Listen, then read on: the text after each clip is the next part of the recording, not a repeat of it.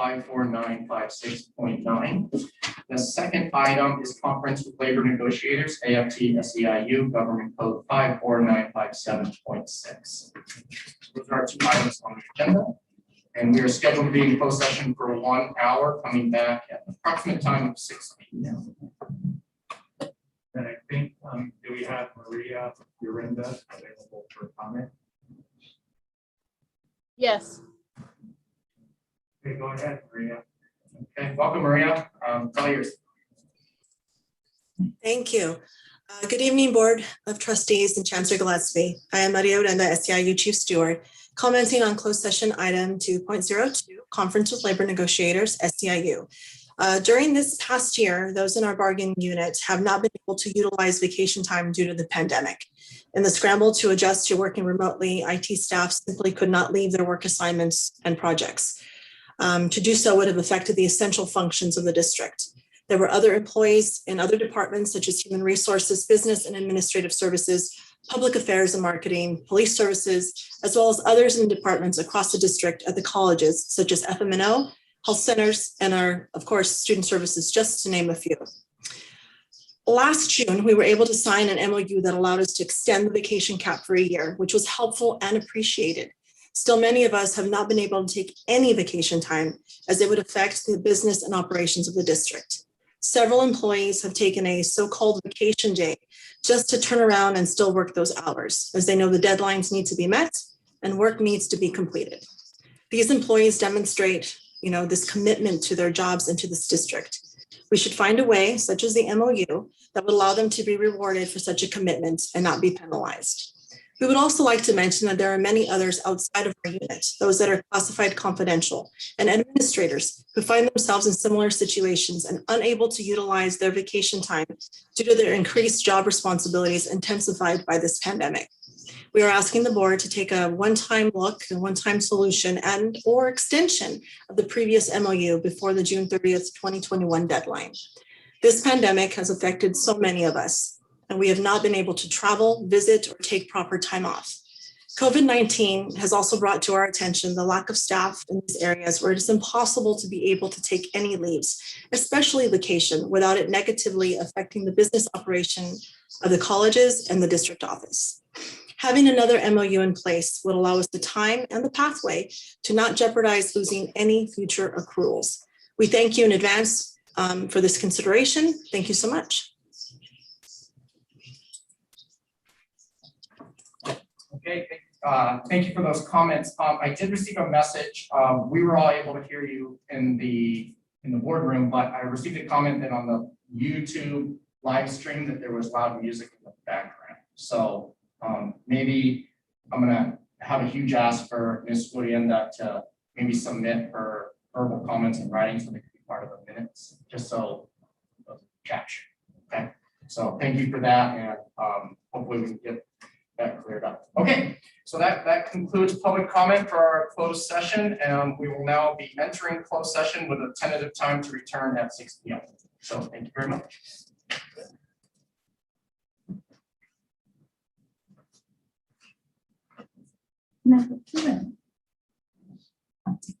Yeah, where's that?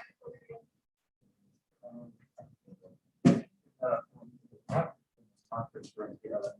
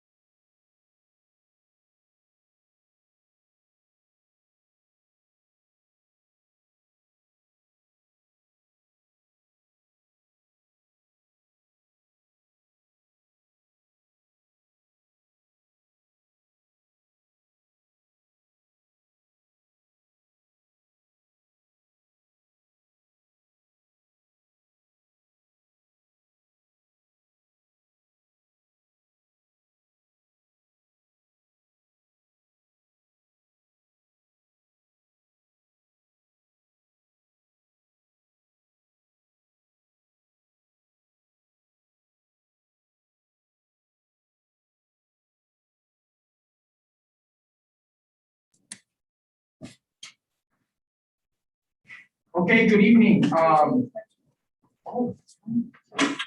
Good evening, everybody. It is 6:15 and we are reconvening in open session and we have nothing to report from closed session. So thank you for your patience waiting for us to come back. I believe our next piece of business is for the Pledge of Allegiance. So Chief Justice, would you mind leading us in the Pledge of Allegiance? Sure. Pledge allegiance to the flag of the United States of America, and to the republic for which it stands, one nation, under God, indivisible, with liberty and justice for all. Thank you for that. Okay, that takes us to 3.02, Chancellor's recommendation of the agenda. Chancellor Gillespie. Board agenda has been reviewed by District Consultation Council and is presented to the board. Great, thank you very much. Takes us to item 4.01, acknowledgement of new employees. Chancellor Gillespie.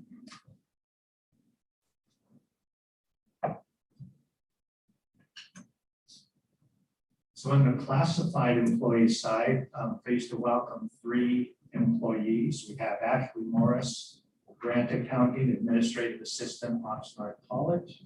Brian Pasmino, Office Assistant, Vibrant Ventura College. And Deborah Brackley, Tutoring and Supplemental Support Supervisor, Moore Park College. So welcome and congratulations to those new employees. Thank you very much. And on behalf of the board, welcome. Okay, 4.02, recognition Ventura County Community College District retirees. Chancellor Gillespie.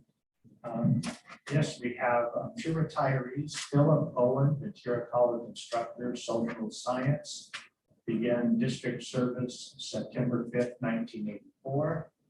And then we have Susan Gerhardt, Moore Park College Student Health Center Assistant 2, began service May 21st, 2001. Congratulations on your retirement. Thank you very much.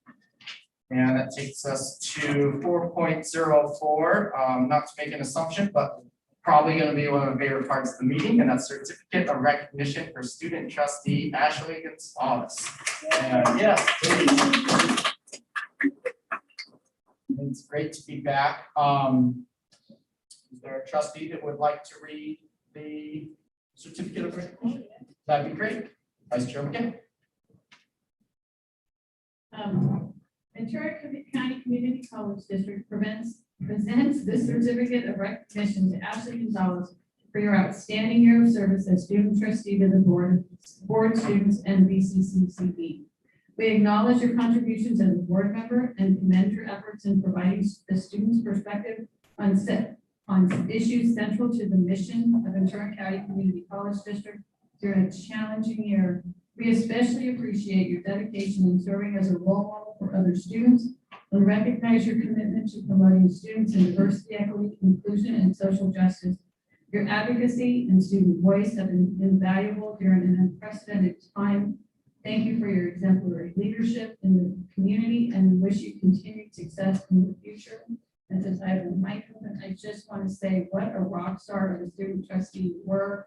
The amount of meetings that you zoomed into that you didn't have to, making yourself available in all 3 of the colleges virtually, however you could, really embracing your role in such a time when the student voice was so important and so hard for us to get to. I just want to say thank you. Thank you very much. Thank you.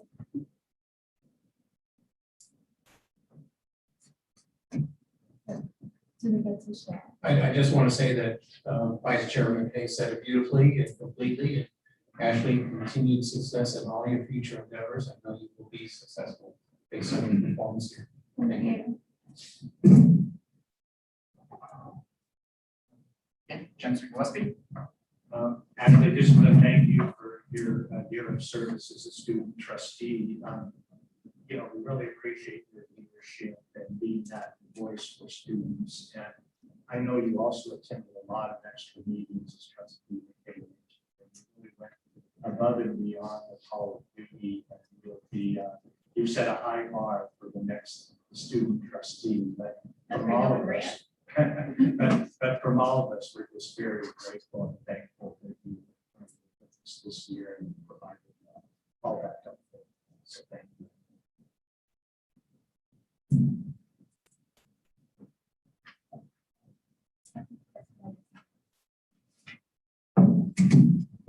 Ashley, and I just want to echo what everybody else has said. It's been such a pleasure, such an inspiration, and what a beautiful blessing you came during this year to serve as a student trustee, as you were elected by your students to be able to represent them during this time that we're working towards social justice, looking towards inequities, and your voice, being able to speak the truth, being able to be that advocate, served as such an inspiration to your students that you're serving, as well as for us as a board. We wish you the best. Continue to always maintain in your spirit that commitment to social justice, to being able to speak the truth, to be able to be true to yourself as you always have been. It was such a pleasure to be able to have you, a young Chicana woman, to be able to be in a position at such a beautiful young age and to serve as inspiration to represent Oxnard so well and the entire students in the entire Ventura County Community College District. And as such, it was such an honor, such a privilege. We wish you the best, and we know that you're going to continue to do amazing, successful work at the university that you're going to be attending. Thank you so much, Ashley.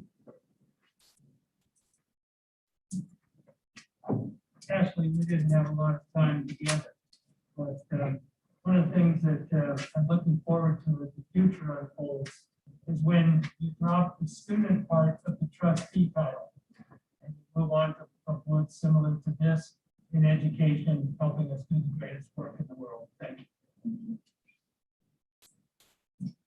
And I'd just like to echo my colleagues on the board and the chancellor with, you know, the recognition not only of your voice, but the passion that you had for students.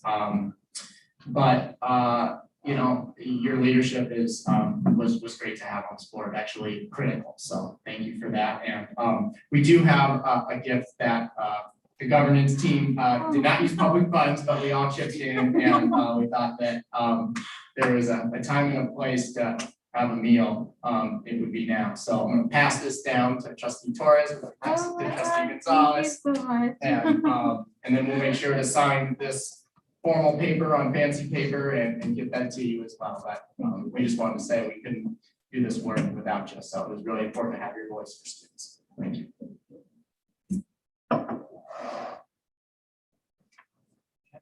Anything you'd like to say, Ashley?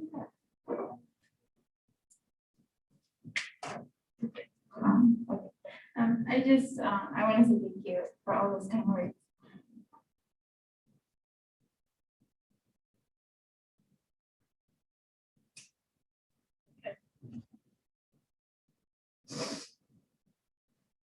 It was tough for a lot of us, the students, as just adults, period. And it melts my heart that you all saw that in me, because I just try to do the best that I can as a leader, student leader, being a single mother and still full-time student. And I hope that I did my best advocating for our students during this hard pandemic and keeping that motivation going. And and I can't wait to see what leaders that we leave behind to step into this place. And I'm just very thankful to be a part of this, being here today with you guys. Thank you.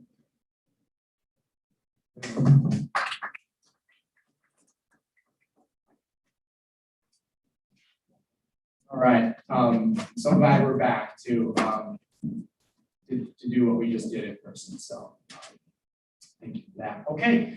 All right, we're transitioning 5.01 public comments, open session agenda items, and I had it on my screen. Went to sleep. We have 3 live. Okay, we have 3 live, and I believe 5 or 6, 7-ish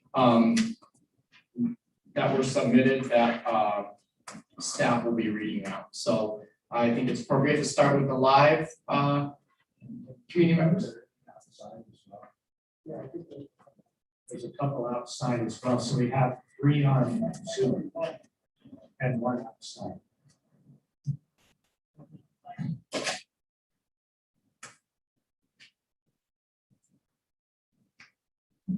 Hi, my name is Jean Paul Magallanes. I used to be an Oxford College student from 2010 to 2013. I graduated in 2014 with my associate's degree in restaurant management. When I went to Oxford College, it was good at first until I had a run with Professor Abrams. Me and my friend were being loud outside of his classroom, and he came out and goes, "Can you guys be quiet?" And I go, "All right, I apologize for that, sir," and quiet down. And when he was walking away, he said, "All you cholos look the same." I got mad, but I kept my temper. But I ended up telling Leo Orange of the EAC what had happened. Then after that, a couple weeks later, he accuses me of going into Ms. Chaparro's class and taking tests that I had nothing to do with. When the district investigated the complaint, he specifically said that he did not do that. But I have the audio recording proving that he did this to me. Then after that, all the incidents happened, then when they closed the case,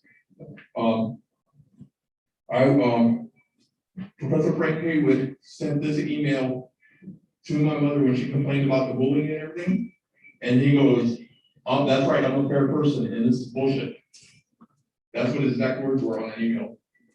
And after that incident, Leo Orange and Karen Ingleson, they used to be the Dean of Student Services at Oxford College at the time, and Lieutenant Romero called for the crisis intervention team on me, saying that I'm mentally unstable, I'm a gang member that threatened to kill people, which is absolutely untrue. In the report, he states that that I threatened to green light people, which means I had to look up the term, which means that threatening to kill people, which is absolutely not true. I've never called anybody and made any threats like that. My voice is not in any recordings. Judge Rocky Bono of the civil harassment restraining order people, they checked my phone records, and they checked my voice on the thing, did not match whatsoever. And then when I came forward on April 2nd during the Zoom meeting with Laura Barrasso, she specifically said I would get a fair and unbiased investigation into my allegations. On April 6th, I got another email from her asking me to take down my video from Zoom. But the thing is, I had found in my house, and you can see in that video, my son was there, but on the other side of the table was my mother, my dad, and a couple friends that were in the house. So there was no expectation of privacy during that video. They never asked me who was in my house or anything. Then here, but after that, somebody from Oxford College has been calling my doctor's office saying that I'm not stable and everything like that.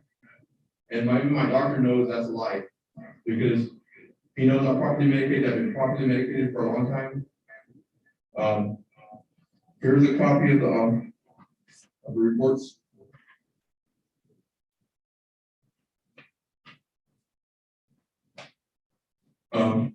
Here's also a copy of the email I was sent for Professor Frank Haywood. I heard he's retired now.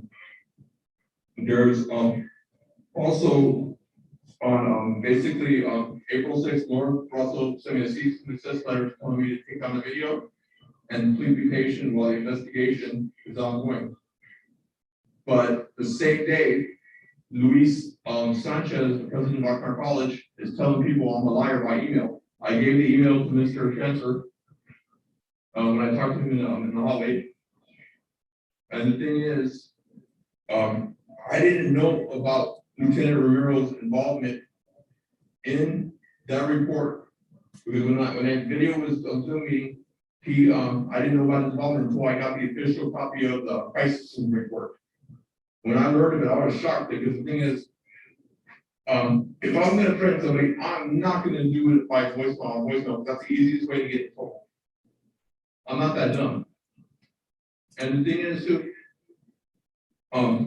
when Mr. Magallanes, you got 15 seconds. Okay, I'm just saying this whole thing, Oxford College and everything has the occurrence of racism, because the fact I say that is because every student that's been harassed at Oxnard College is Hispanic and disabled. Thank you for your time, appreciate it. Thank you for your public comments. Believe our next public comments come. With that, So there's three verbal comments. three verbal comments via Zoom. Okay, great. And the first is Maria Uringa, and that'd be followed by Olivia Long. Okay. Right, then Maria Yolanda, 3 minutes. We'll begin.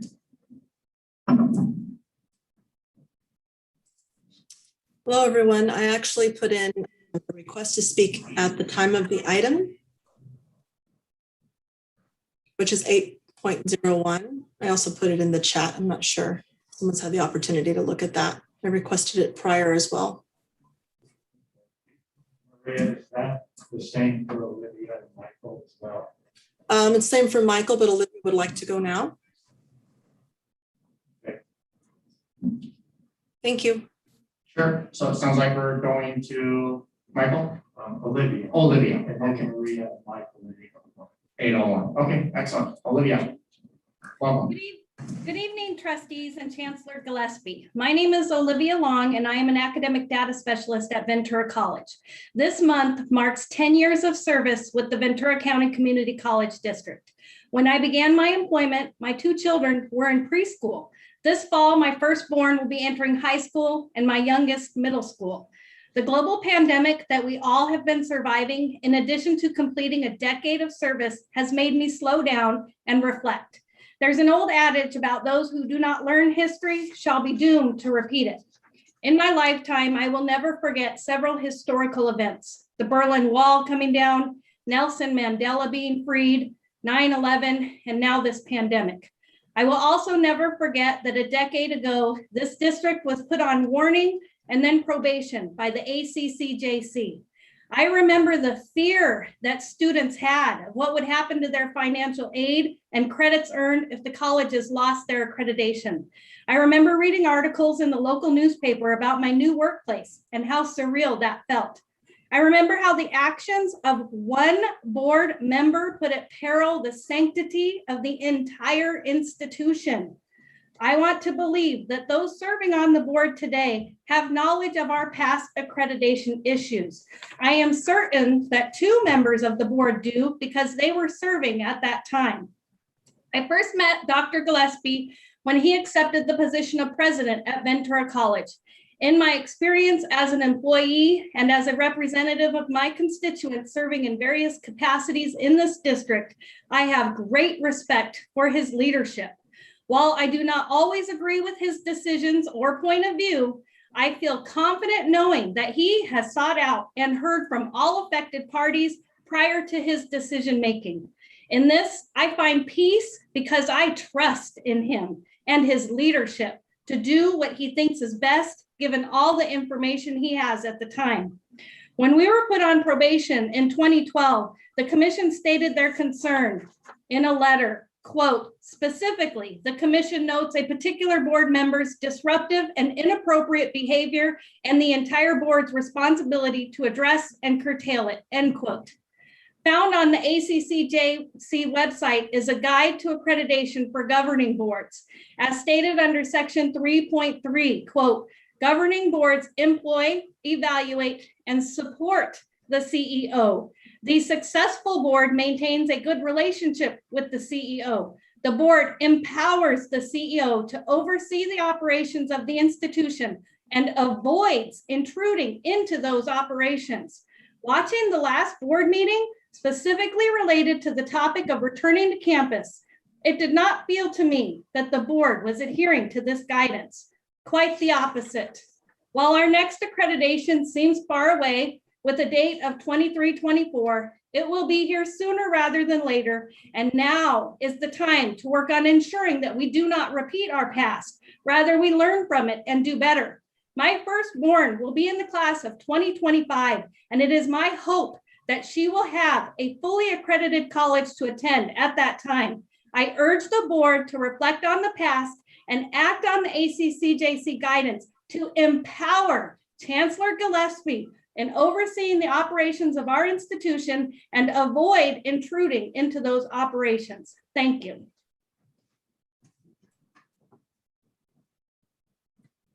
Thank you for your comments. Make sure my mic works. Okay, thank you for those important comments. Really appreciate that. So do we have 2 more Zoom comments? Those will be given at item 8.01. Got it. Okay, great. Then it sounds like we have some written comments that Chancellor Gillespie will be reading. And I would note that one is for 8.01 and one is for 8.04. So and it's scattered in there. Oh, yeah, I see. Yeah. That's why one's in there twice, one now and one at 8.04. So we do have 8 written comments, and some of them will be read later in the meeting. First one, Janine Nagaoka. Thank you, Chancellor Gillespie, for holding strong and pushing for a safe transition for a physical return. We are not returning to work. We have been working harder than ever. We are returning to the work site. Although that may seem simple to some, I have had much unanticipated anxiety. For 14 months, I've been working remotely, building a new routine, slowly stepping out of my comfort zone. But I am not comfortable just coming back after all the hard work I have done. I respect the science and have been vaccinated, but there are many unknowns. I can't see the safety net that my vaccine is passed, so trusting that 100% will take time. I urge the board to consider this and not put undue stress on our employees by pushing them to return earlier than first planned. We want to come back, but we want to feel comfortable and confident. We want to test the waters. I haven't been to a restaurant since March 2020, and now I am expected to go sit in an office with 60 people in an enclosed building with no windows and be okay with that. I personally have plans to return to BAC 2 days a week beginning mid-May. Although I would prefer more time to transition, I'm a team player and will comply. I'm sure I'll feel more comfortable as time goes on. I urge you to stick to the original plan and let people have time to get mentally prepared. The next is from John Gallagher. Hello, I wanted to express some concern with 2 issues discussed at the last board meeting. First is the return to the work site. Please understand that we are not returning to work. We are returning to the work site. This is an important distinction. All of us have been working diligently during the pandemic, and in some cases are putting in more hours than before. For instance, my department, IT, in 99% of cases, we have worked hard to accommodate remote working so that people are able to do their jobs as efficiently or more efficiently than they were physically in the office. Certain board members are implying that work isn't getting done and insist on saying we need everyone to return to work as soon as possible. All classified and most certainly been work. The return to the work site should be based solely on when it is safe to do so. To insist that work is not being remotely done is an insult to the hard work IT and others did at the beginning of the pandemic and severely diminishes the hard work that our classified folks continue to do every day. Secondly, I urge the board to pay special attention to the presentations provided by our police service. They have also been working hard during the pandemic, despite comments from board members implying otherwise, and very few of our staff will feel safe returning without their reassuring presence at our sites. Thank you. Shandor Batovsky. Hello, Board of Trustees. My name is Shandor Batovsky, library assistant at Moore Park College, as well as student steward representative for the campus. And I'm speaking on item, this is an 8.1. So we'll save that to 8.1. Rodcelio Lapson. This is a public comment. I'm relatively new to the VCCCD, and in order to educate myself and become more involved, I tried to research past board meetings. I was directed to a YouTube channel which had about a year's worth of recorded videos of board of trustee meetings. However, recently these past public meetings have been reviewed from the review. I cannot even find transcripts of those previous meetings. This is concerning because it prevents the public from becoming educated with our elected officials and procedural systems, hinders the proper documentation, VCCCD's history, and creates a seemingly lack of transparency by the Board of Trustees. I kindly ask that these videos be made public again as they were before, so that the local citizens can be better educated about the elected officials and the offices they hold. Transparency and education of our local past is important to maintain an ethically fair democratic process. Bringing these YouTube videos back to demonstrate respect for public trust while encouraging support and involvement for our community politics.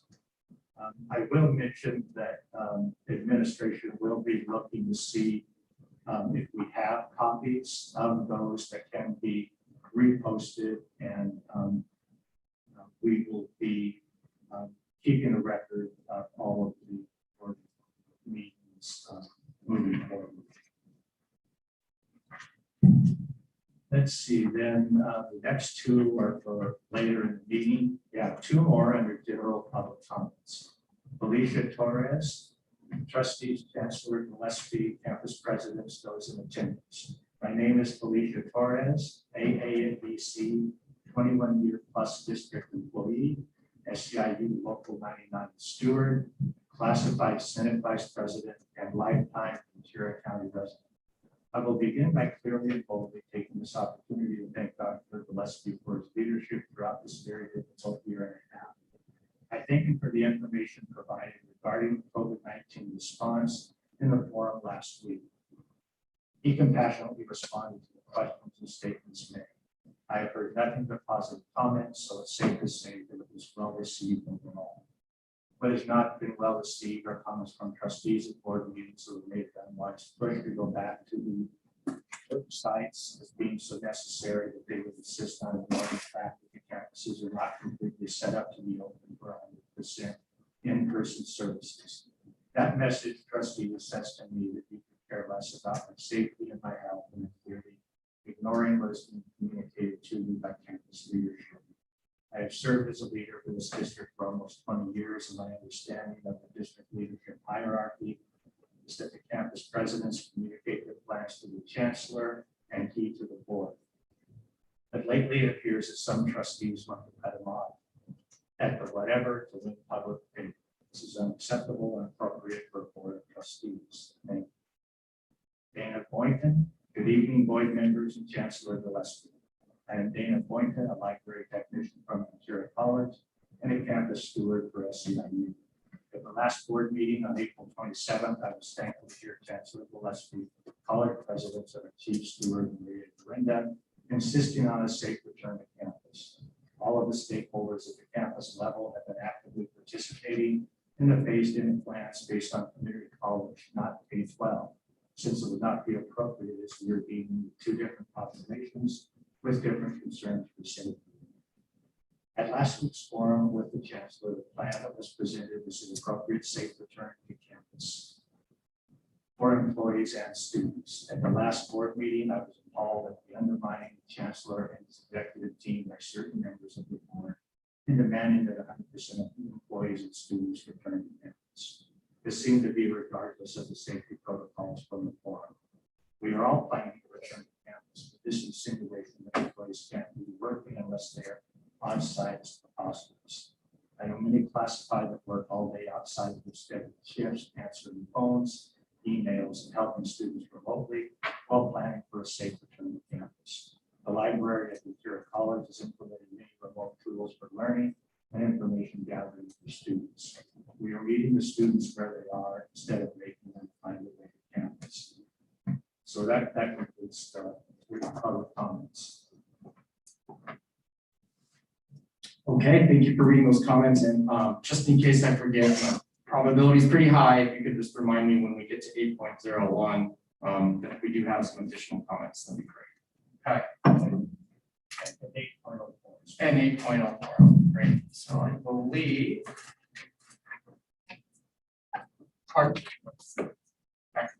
Okay. Looks like we're at 6.01, Senate consultation. President Reese.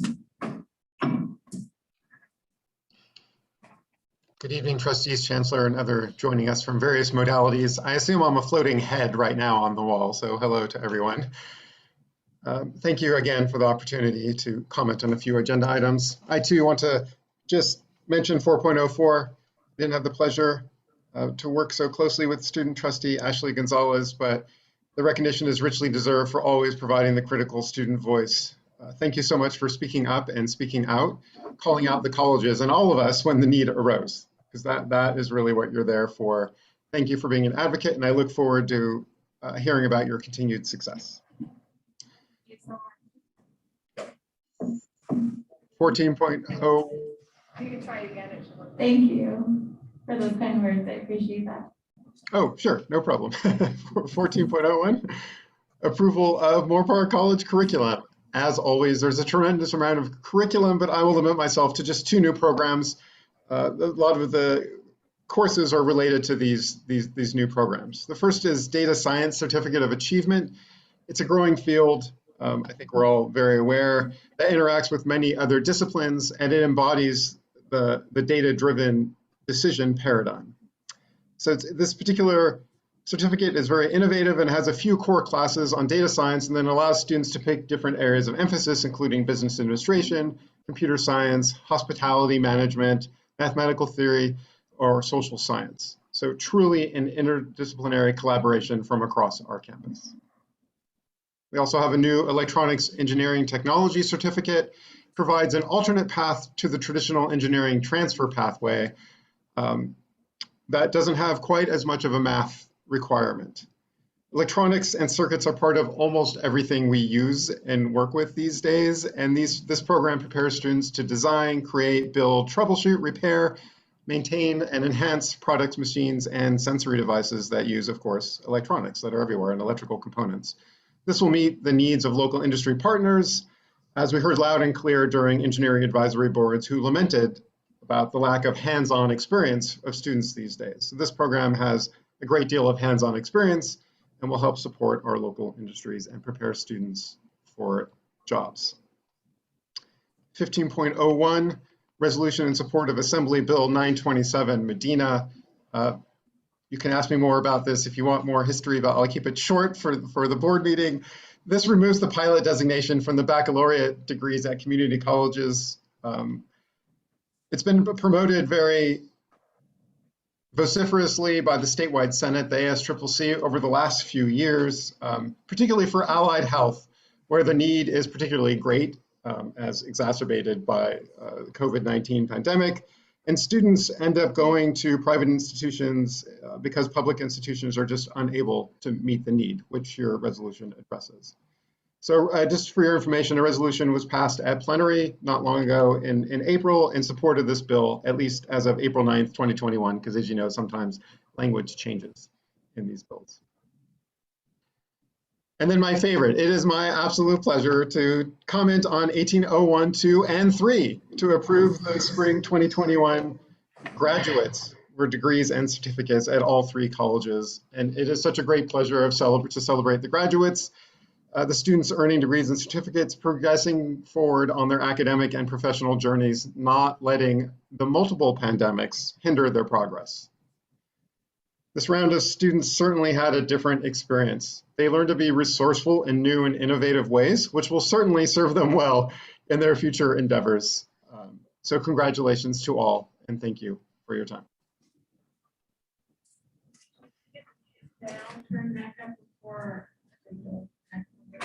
Yeah, at the very end of President Reese's presentation, the sound went down. So hopefully we can get that, but Can you hear me now?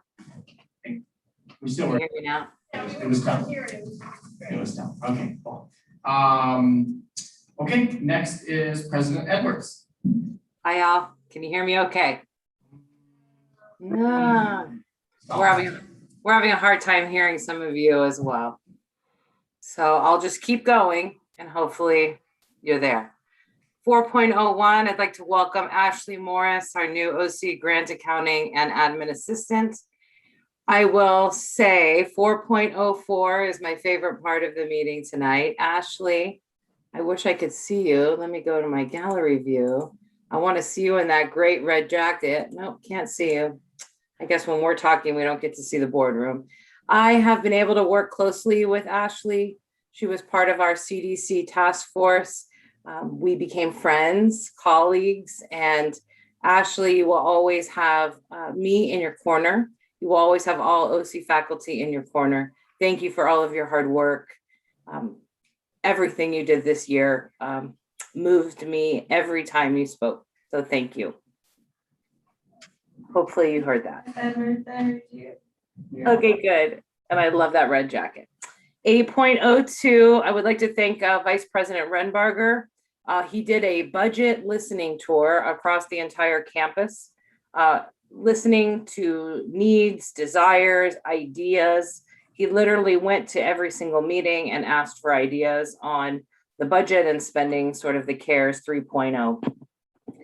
8.05, our marketing plan goals look wonderful. It was an excellent presentation. Director Schulke has been working very hard on all platforms. We hope to see a very robust marketing team develop. And like Dr. Reese, all of the 18s, 1801, 02, 03, congratulations to all of our graduates. It was an honor to record a video for the online yearbook.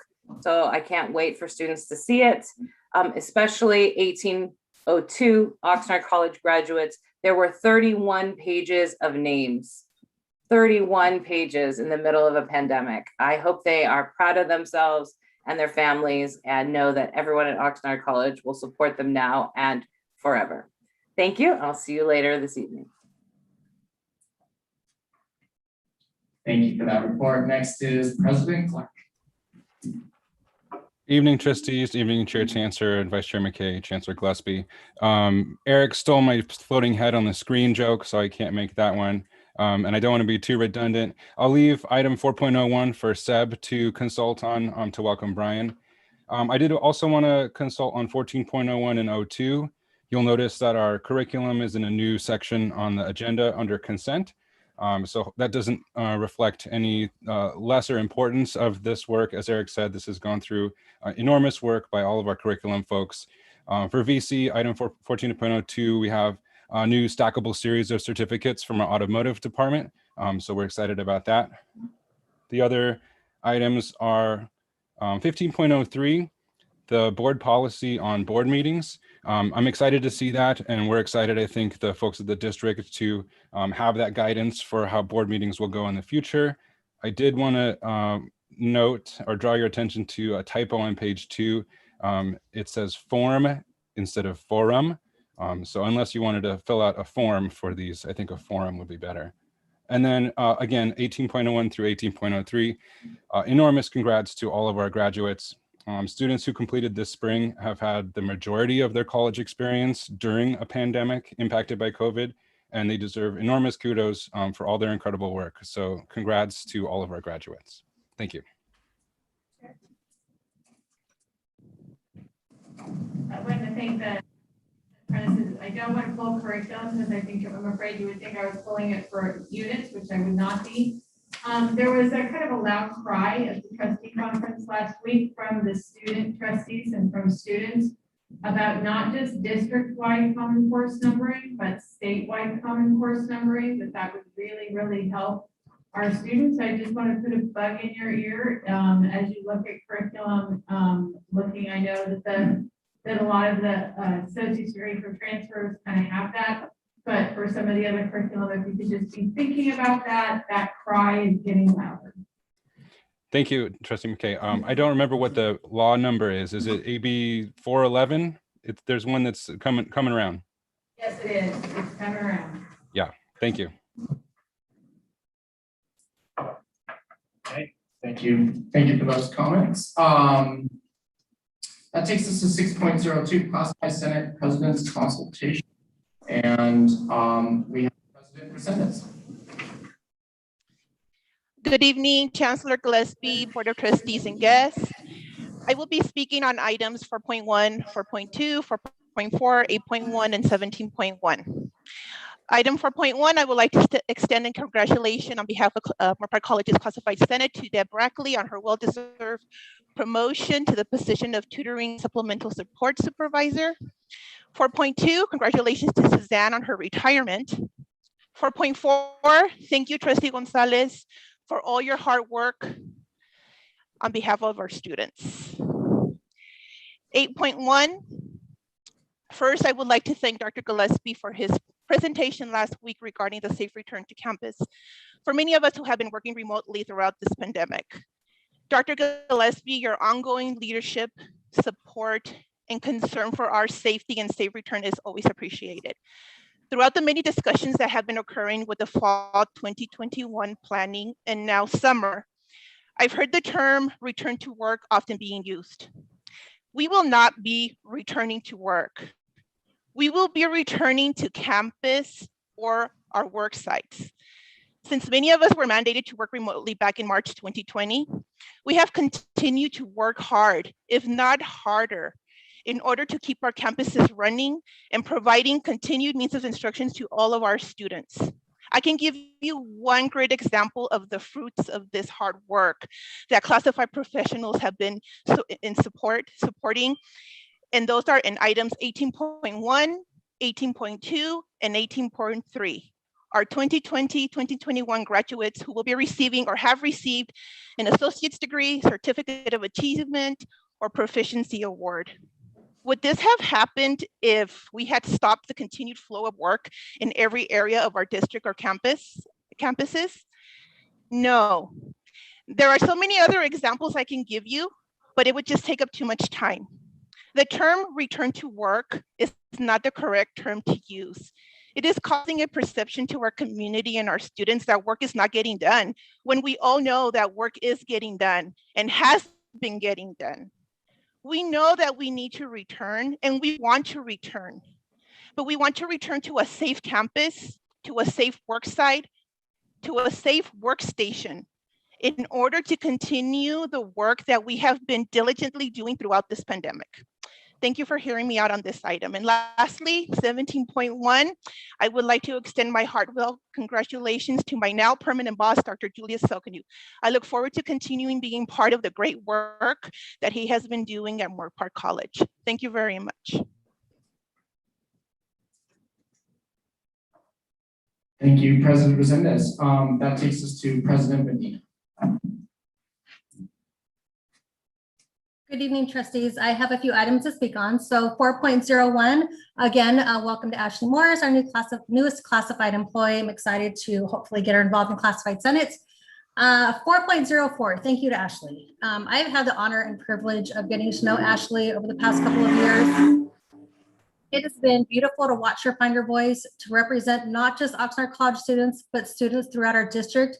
And most importantly, to watch her determination, her success, and now her preparation to transfer, all while raising her little one. We are proud of you. 8.01, thank you to the support of Dr. Gillespie in making sure we have a safe return to campus. And thank you to the Oxnard College administration who have continued to hold town halls to receive employee feedback in order to make sure that when we do return to the work site, our concerns will have been addressed. 8.02, if I could just say ditto to everything Amy said. Again, thank you to Vice President Renbarger. As Amy mentioned, he provided numerous opportunities for all employees to provide feedback, including our classified Senate meeting. Classified voices are definitely being heard, and it is a result of the administration in place at Oxnard College.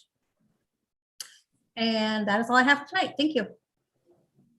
Thank you, Amparo, for those kind words. I appreciate it so much. Okay, and last but not least, President Shazaboy. Good evening and thank you. Just really quickly, congratulations to Brian Pazmino for joining Ventura College. I look forward to connecting with you. And of course, congratulations to all of our students across the district for their extraordinary work under these challenging circumstances. So, you know, fight on, so to speak. Thank you.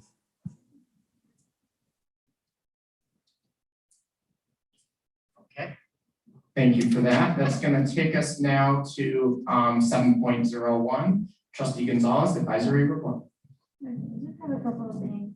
I did attend the VC student town hall last month, and that was really great. A lot of students had wonderful questions. I felt like they were all successfully answered and helped out a lot of anxiety that our students had.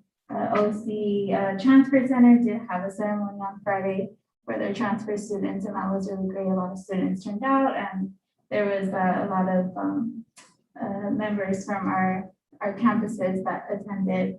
EOPS is still doing their Oxnard recognition on the 18th, so a lot of students are looking forward to that. I feel like it is very important that we continue to, in any way, be able to support our students and give them the knowledge that they deserve.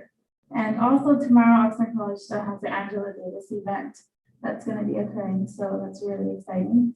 And I just have to say that it's so sad that this is our first and last time together. But like again, like I said before, I'm so thankful, and I have learned a lot from the leadership that you guys provide on this board, and I'm just so thankful and blessed. And yeah. Thank you so much for your report.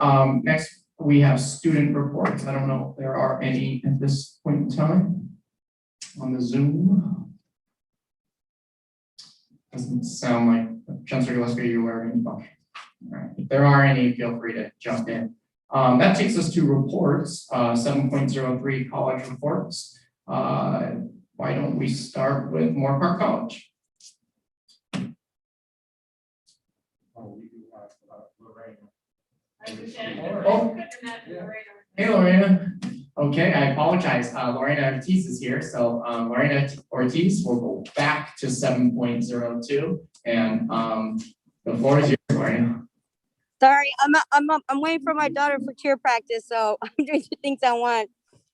Again, thank you everybody for letting me be part of such an amazing district that allows the student voice, that allows student participation.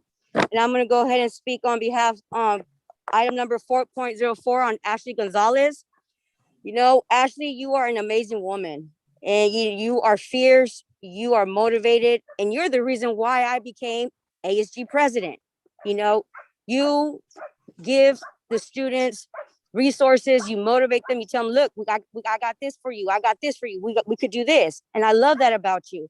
That's never going to stop. And just like Dr. Edwards said, you got me for life. You know, you part OC, you're alumni OC, you got us for life. I appreciate your hard work and everything. I love you. Take care, and congratulations to your new beginnings.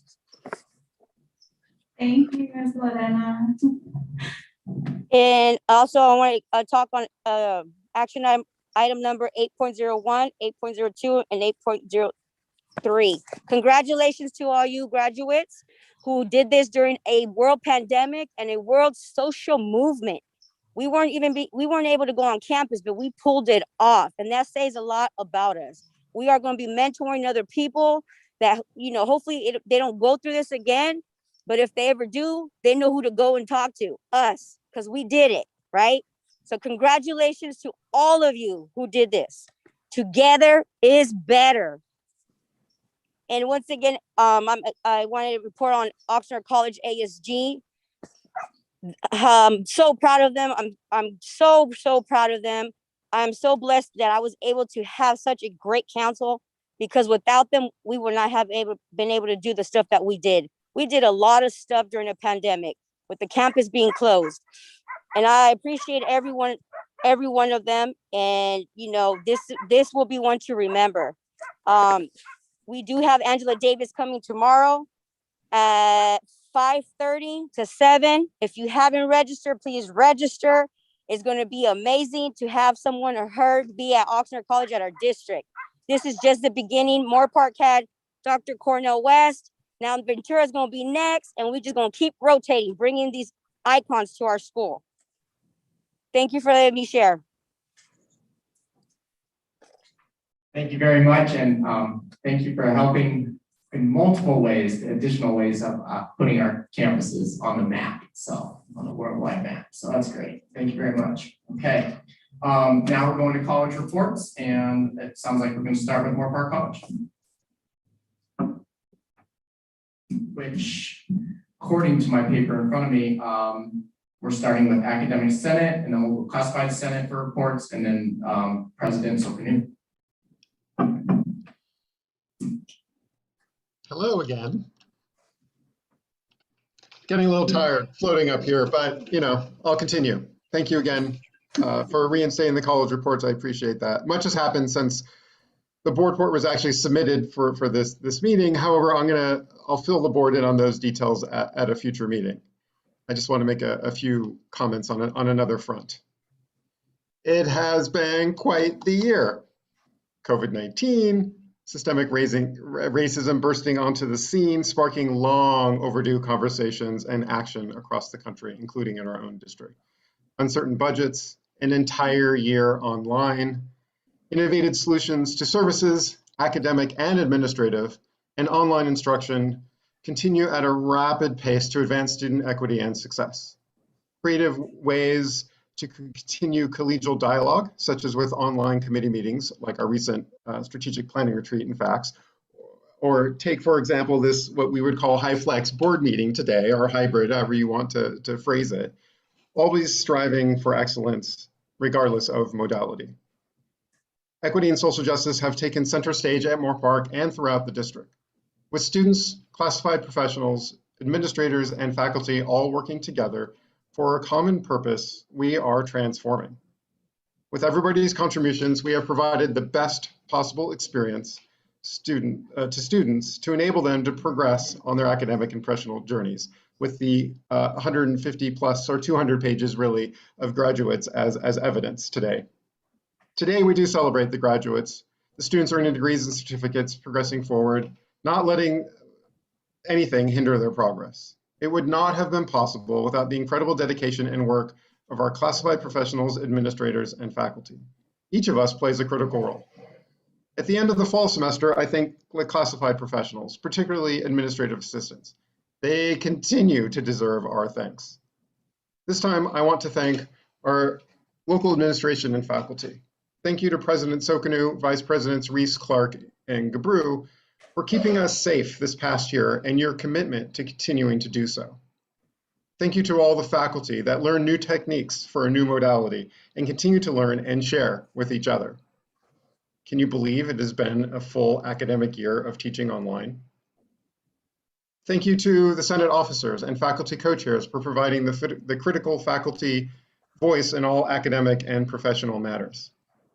Vice President Tiffany Pollock, Secretary Nicole Block, Treasurer Ruth Bennington. It has been a true pleasure working with you over the past year, and I'm very much looking forward to continuing our work.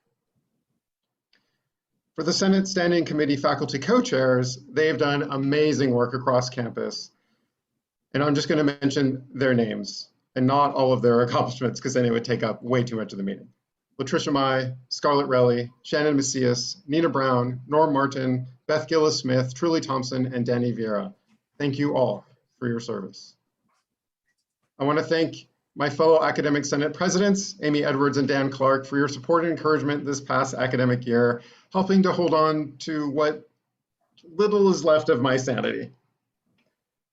I feel incredibly fortunate to work with amazing and awesome, in every sense of the word, colleagues, with the focus always on students and their success. To the faculty, may finals practically grade themselves, and may the summer provide much deserved and well-earned rest and relaxation after what has been quite a tumultuous year. Thank you.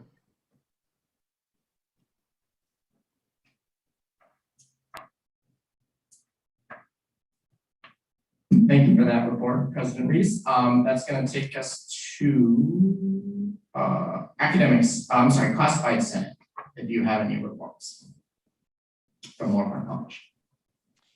Thank you very much, Chair Chancellor. Just a quick report on Moore Park College Classified Senate. We've had a busy month. First with our President's Student Leadership Forum. I was able, that happened back in April 16th. I was able to be a witness and a participating judge in evaluating these just great students' presentations that they presented. It was just an honor to be able to have been able to see their the presentations that they came up with, their intelligence, it was just amazing to see. I was really happy to be have been able to participate in evaluating these presentations this year. Classified professionals were able to participate and provide input in this year's annual strategic planning retreat, which happened on April 23rd. Also, we had the Academic Senate held their annual brunch celebration virtually, where they recognize retirees and also select employees of the year in various areas. And this year, one of our classified professionals was honored with the Academic Senate Employee of the Year, Michael Ashton.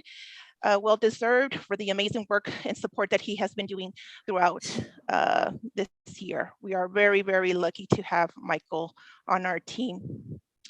Also, another area that Michael has been very busy in is in providing our professional development series for using virtual tools.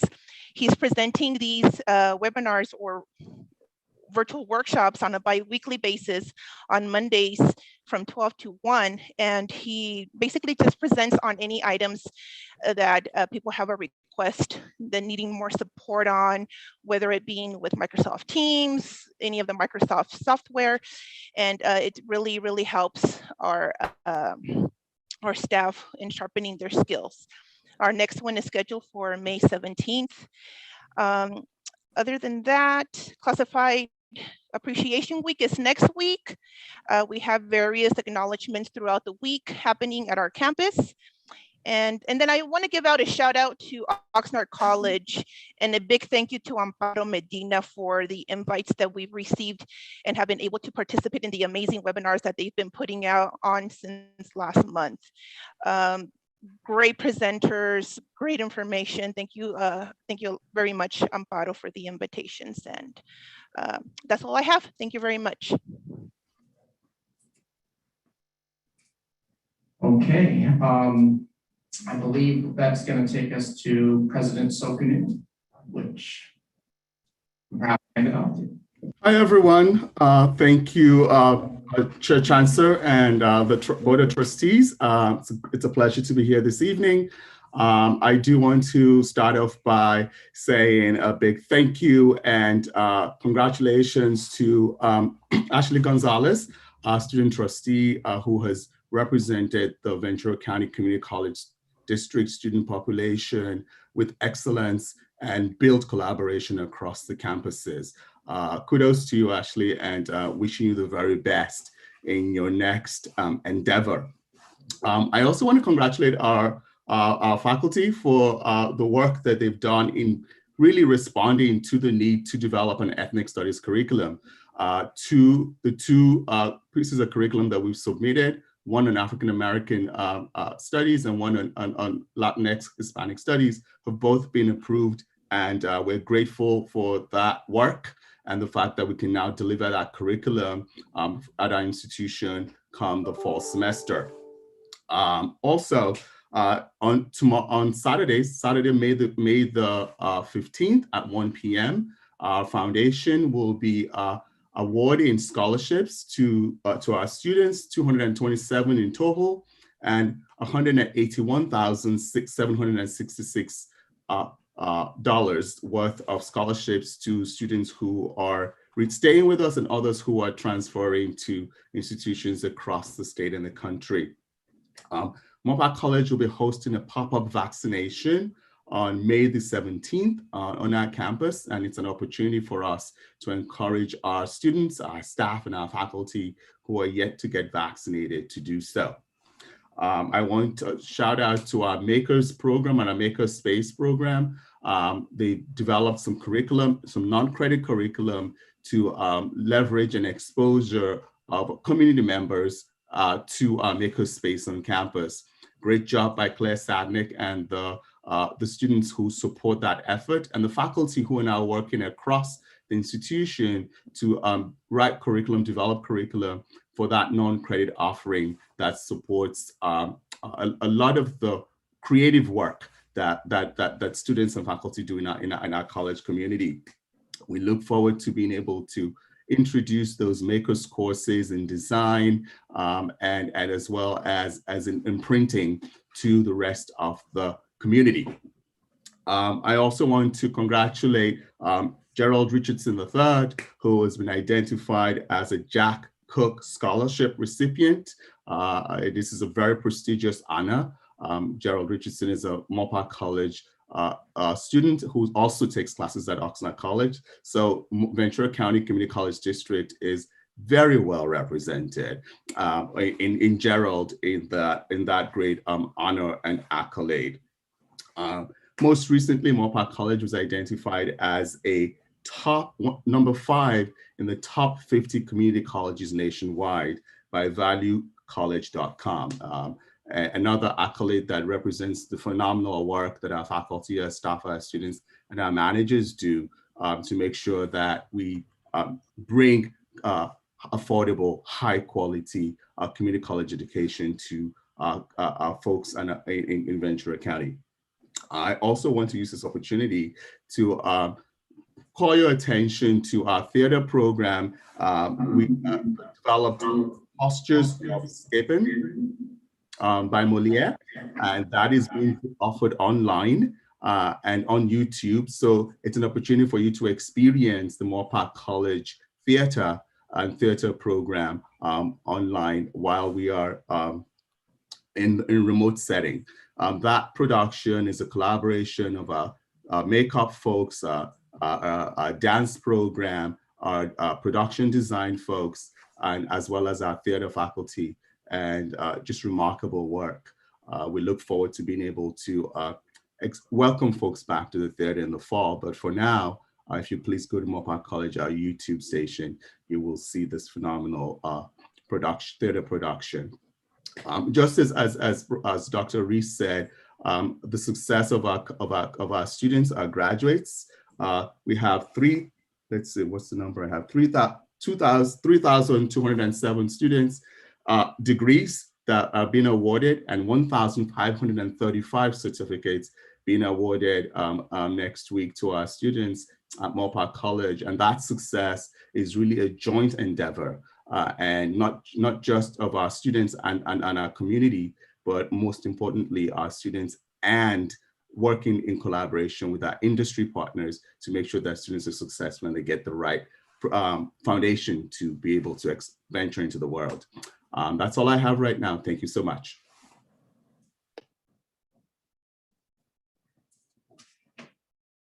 Okay, thank you, Dr. Sokanu, and look forward to seeing you later in the meeting.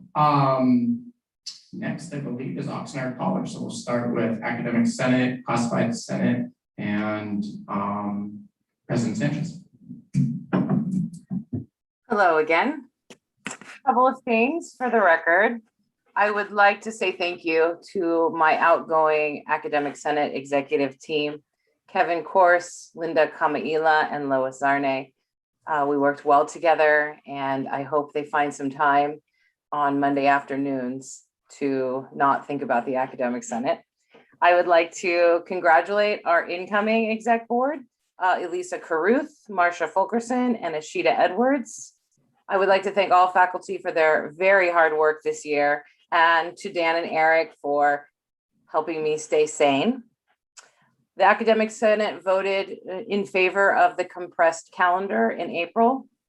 The 8th episode of OC Live is now out, with a 9th coming this year. We completed an entire year of OC Live online. We hope to be back live in a holiday time of fall. So we'll do a couple of online episodes and hope to have a holiday show as our sort of big blowout welcome back. And then we plan to be back live, if possible, of course, and safe in spring of 22. There's one correction in my report. The firefighter battalion graduation is not in April. It is this Friday, May 14th at 9 a.m. in the Performing Arts Building, but it will also be live streamed. So you can grab it on YouTube from your phone and listen in. I also provided in the Academic Senate report some much needed ESL information. We had a lot of public comments from the community And since this is a public document, I'm hoping that some of their questions get answered. And if they aren't answered, they can forward any other questions they have to me. But ESL is alive and well at Oxnard College, and lots of hard work is going into that program. So please take a look. Let's see, we're waiting to hear about our automotive grants, and we are thrilled about the new MOU with Ford Motor Company. It's a really exciting opportunity for our students. And finally, our spotlight faculty for this month is the superstar Dolores Ortiz. There's a lot of information in her bio. She is a student advocate. She was brand new faculty and showed up at OC Live, and it was like she had been there forever. She is one of those faculty that I know will never be tired of working hard for students. She will be joining the Academic Senate next year, so I'm very happy to have her and work together next year. So take a look at Dolores Ortiz. This will not be the last time you hear about Dolores. Thank you all.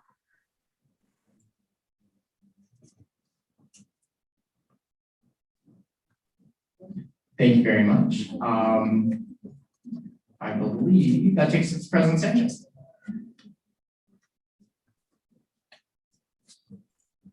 Amparo. Oh, I'm sorry. I'm Amparo. It's okay. Good evening again. So we've continued at Oxnard College to support employee mental health with morning meditation and weekly workout sessions.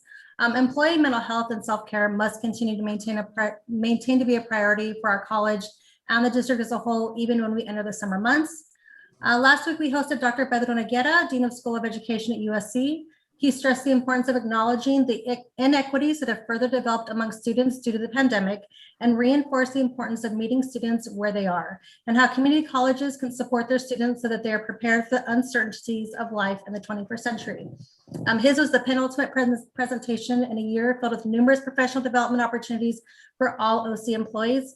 Although many of us worked virtually, we have been successful in creating a plethora of events for our community. Nominations are actually underway for the 2021-2022 Classified Senate Board. So at the next meeting, I'll be able to have some updates. And before I end, I want to share about the important work Oxnard College is doing with mentoring programs. We offer peer-to-peer mentoring, employee-to-student mentoring, and career mentoring between students and community organizations. This week, I've heard from several different individuals about the impact of each of the mentoring programs. I've heard both from mentors and mentees in all three programs. The highlight of my day-to-day was to learn about a mentee from our Condor Connections program who was mentored by an OC employee who actually happened to be Professor Dolores Ortiz. The student was unsure as to what she was doing next year. The colleges she had applied to weren't panning out. She was thinking of sticking around another year at OC, even after learning she had been accepted to a CSU. Then her decision changed. She shared that she would be transferring. When asked what made the difference, what happened that helped to make her the decision, to help her make that decision, she simply answered her mentor. And on that note, I'm going to end with saying happy birthday to our own Dr. Edwards, who has chosen to spend her birthday at a board meeting. And that completes my report. Thank you. Thank you for that, and happy birthday, Dr. Edwards. Okay, President Sanchez. Well, thank you, Chair Chancellor. Bottle beat me to the punch. I was going to wish Amy a happy birthday. So happy birthday to Amy, and happy birthday to our great Director of Maintenance and Operations, Bob Sube, who shares a birthday with Amy as well. Also, I want to join the chorus of appreciation and best wishes to Ashley. Thank you for representing Oxnard College so well and the district. We have the highest hopes for your future, Ashley. My congratulations also to the 2021 graduates. I know everybody in this room knows this well, but this past year has been probably the most brutal, devastating year in the history of higher education, going back decades, if not a century. Not just the pandemic, not just the concomitant economic abyss, a year of reckoning on America's racism, its history of racism, brought to light by the murder of George Floyd and several others, and quite a few really difficult moments that comprised an era for us, the transformative era. And yet, the graduates of this year's class have not only survived all of that, but have gone on to persist in their studies and are going on to their futures. I predict, mark my words, this class will be among the hardiest classes in U.S. history. They will distinguish themselves in ways that are not commonly found. So my most genuine congratulations to all of them. And then lastly, in a congratulatory note, I would congratulate my friend and colleague, Dr. Julius Sokunu, for receiving a well-deserved appointment as the permanent president of Moore Park College. And, you know, I have some strong feelings about Moore Park College. And so it feels good to have it be in his capable hands. With just one small correction for Julius, and that's he congratulated Gerald Richardson III for the very prestigious Jack Kent Cooke Scholarship Award that he rightfully received. But Julius described him as a Moore Park College student who also takes classes at Oxnard College. We like to think of him as an Oxnard College student who also takes classes at Moore Park College. And I'm going to keep it at that because you're going to hear more from me about the enrollment plans. Okay, thank you very much. So that's going to take us now to Ventura College, which will start with President Clark. All right, good evening again. A couple quick updates from Ventura College Academic Senate. Like Amy, I wanted to congratulate some of our outgoing board members. Colleen Coffey was our secretary for the past several terms. She's done an excellent job, and Andrea Horgan was our treasurer. So thanks to both of them for their service. And I wanted to welcome Jennifer Garner and Stephanie Branca, our incoming faculty in those positions on VC Academic Senate Exec. We had a strong finish for Ventura College Academic Senate. We had back-to-back meetings last week and the week prior. Couple of the things we worked on were discussions on the administrative procedure regarding faculty hiring, 7120D. Faculty had very strong ideas for ways that we can improve faculty hiring, the process that we use. So I was charged with taking a lot of that input and bringing it forward for fall when we incorporate those inputs, as well as some of the input from the EEO committee and some other input. So that's looking forward to that work. We also had some pretty in-depth discussion about a district-wide camera use practice, so camera use policy, and I have a charge for how to shape that policy as the policy, as it's worded, goes into effect, how to change it going forward from there. We also voted to finalize the majority of our faculty reps on the VC participatory governance committees. And I wanted to send special congratulations and thank you to two faculty members who stepped up to co-chair our curriculum committee, Peter Setzi and Maylene Wernes-Rude. They're going to share the role and help guide our curriculum committee going forward for the next 2 years. That's going to be an area of interest as we go forward because the Academic Senate is going to invite the ASCCC for a technical assistance visit. So we can get some ideas for how to make our processes work a little more smoothly. And Maylene and Peter's leadership will be invaluable as we go forward and implement some of those recommendations. So that's my brief update. Thank you. Thank you for that. And back to the classified Senate, and then we'll transition to Dr. Hopkins. Thank you. I'll be really short again, keeping the same spirit, and just say that I won't add anything else to my board report, but in some sort of very scary Freudian slip, I let down true Bruin side when we earlier told our students to fight on. So I just wanted to clarify that that wasn't any type of endorsement and that I bleed blue and orange. So thank you. Thank you for that. And Dr. Hopkins.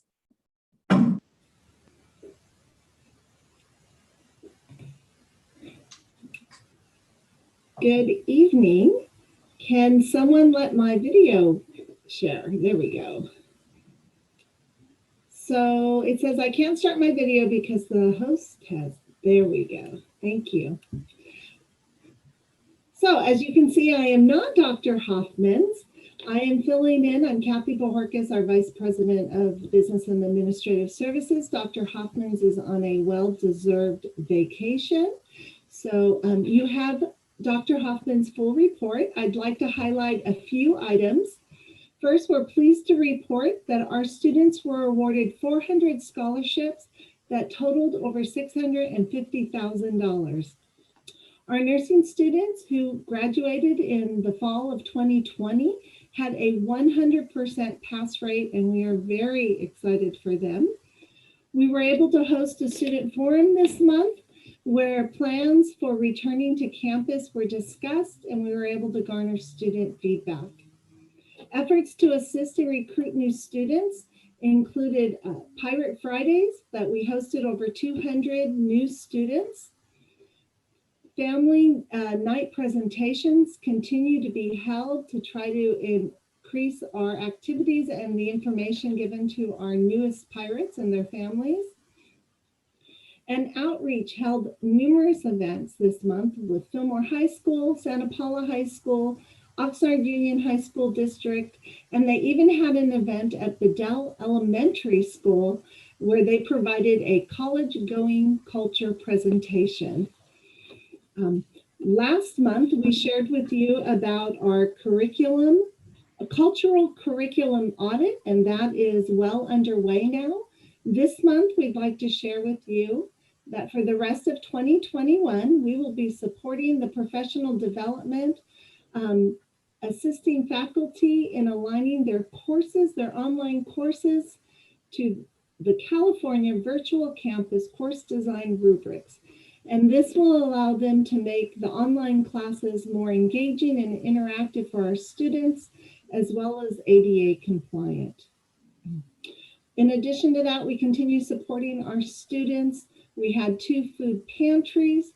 We've started a program through a grant from the state to assist students with CalFresh applications, and financial aid continues to offer FAFSA and DREAM Act applications, one-on-one assistance. The last thing I'd like to share with you is that we are partnering with Ventura County Public Health to host a pop-up vaccination. Kathy, if you could hold just for a minute where we're not hearing your audio. So let's give the text just a minute to see if there's anything they can do, and then we'll have it continue.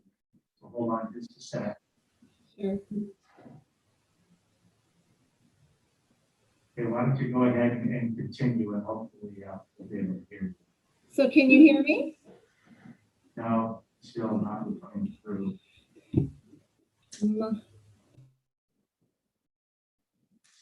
So, Kathy, unfortunately, I think we'll need to continue on, but appreciate the work there, and hopefully things can. So, all right, thank you.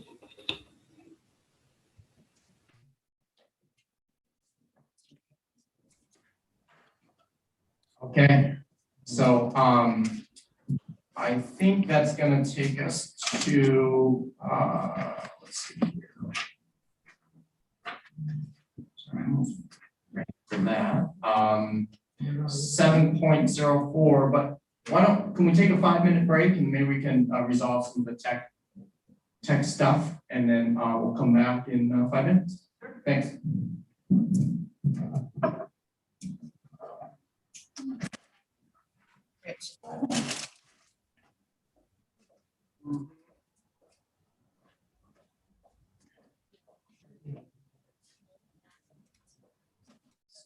Something.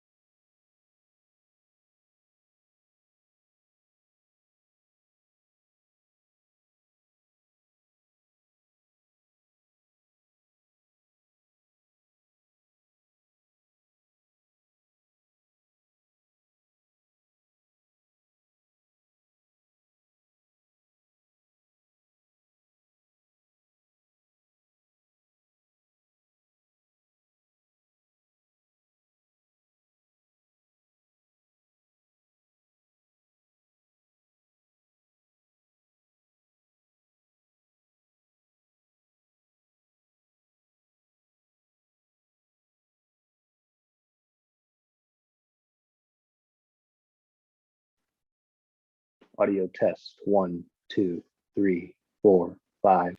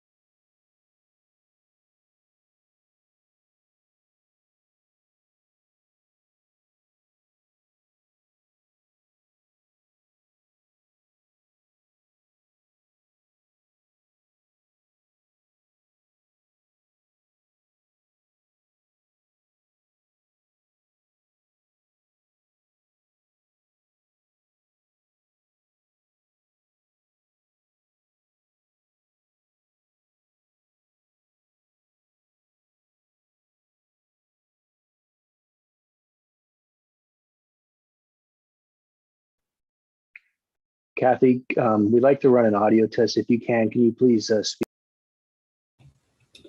Can you hear me? Can you guys hear me? I'm being told they could hear me in the chat and online.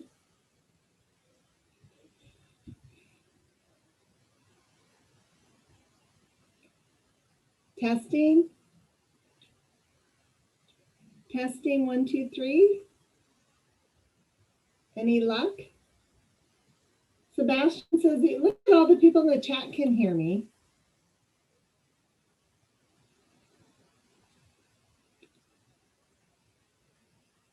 Just tell me if you want me to keep talking. I have a problem with that, but I can do it. I have a problem stopping, I mean. We're still diagnosing, so we can hold for now. Thank you.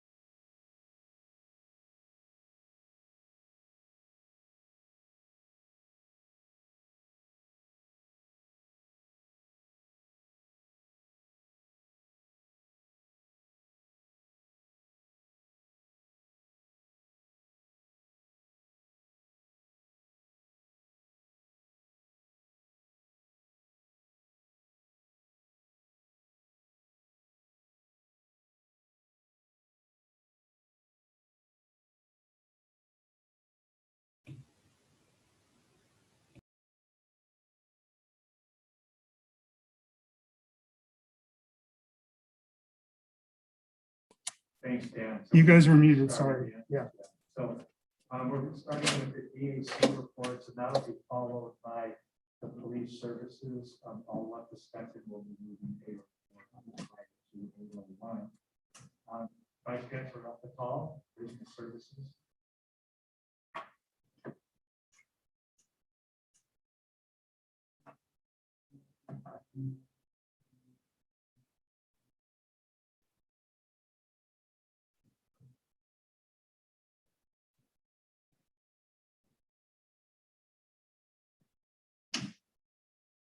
Vice Chancellor Al-Fattal, are you able to join in?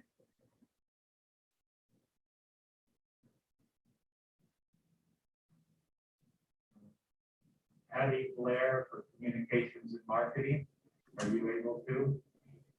Can you hear me? Yeah. So I have provided a detailed written report on many of our activities. I would also like to add in just a couple of things verbally. First, Student Trustee Gonzalez, congratulations on your achievements. It's been a pleasure to work with you as Student Trustee. You're a powerful leader, and we all know that you're going to be continuing to do great things and make us proud. Patty, could you try speaking up just a little? I don't know how much of it's your voice versus the speaker. So Student Trustee Gonzalez, I just acknowledge you for all your work. Thank you very much. It's been a pleasure working with you. I would also like to acknowledge Alexander Friedel for his work last month on Diversity, Equity, and Inclusion Week. Can you hear me okay? Very well. You're soft. How's that? Go ahead and try it again. So worth repeating, I would like to acknowledge Alexander Friedel for his work last month on Diversity, Equity, and Inclusion. He prepared for and facilitated many of the webinars and was present all week long as a resource to the colleges to ensure that the webinars went off without any problems, as well as designing a landing page for the many resources and event information. Alexander, thank you very much, and we really appreciate your work. Lauren Rosenthal, Moore Park College student and district student intern, received a very prestigious Community College Public Relations Organization scholarship for her journalism work at the district office. Many of the wonderful things happening at the district and colleges written by Lauren and other marketing and outreach staff have been distributed locally, throughout the state, and nationally. A list of the clips is provided in my written report. Lauren Rosenthal, Moore Park College District. Put the mic. Public Relations Organization scholarship for her journalism work in the district office. Many of the wonderful things happening at the district colleges written by Lauren and other marketing and outreach staff have been distributed locally, throughout the state, and nationally. A list of the clips is provided in my written report. And I just have one more item to add. We were also very happy to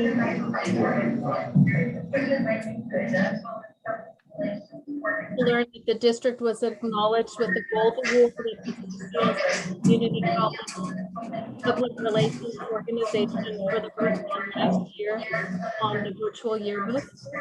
There was 328 submissions from more than 35 colleges throughout the state. Navigational ease. Just have one more item to add. We're also looking to quality photos, and sequence of information. The district was acknowledged with the gold. We look forward to releasing this year's yearbook in early May, and who were noted in my written report. Thank you. So Patty, again, I think that probably folks on the Zoom meeting are able to hear you, but we're not able to hear in the board room. So appreciate your comments, and I think we'll need to skip any further DAC reports while we continue to figure out what we can do, because Dan, if we have one, at least give their presentation. People are hearing us. us, correct? Yes, they can hear you just fine. It's the people on Zoom that we're not able to hear. We can actually stream in through Bluetooth when people are talking on Zoom. And part of it, I think, is if we leave the mics on, it's cutting out the audio from going through the speakers. So I don't know if we can turn our mics off when we're not talking. Maybe that might help. But we can also stream it through Bluetooth speakers. So we'll have a little bit of time to fix it up. So VAC folks, I know the board appreciates your reports there that you submitted ahead of time, and that they will be sure to forward to me any questions or comments they may have on the reports and all for. So sorry about that. And the next item would be the 804 police services follow-up. And before Officer Mitchell gets started, there was one public comment. This is from Romeo Laxon. I would like to personally thank the police officers and essential workers who are fundamental for maintaining safety on all our campuses. At Oxnard College, our officers have saved many students' lives through their acts of compassion and willingness to be part of the community.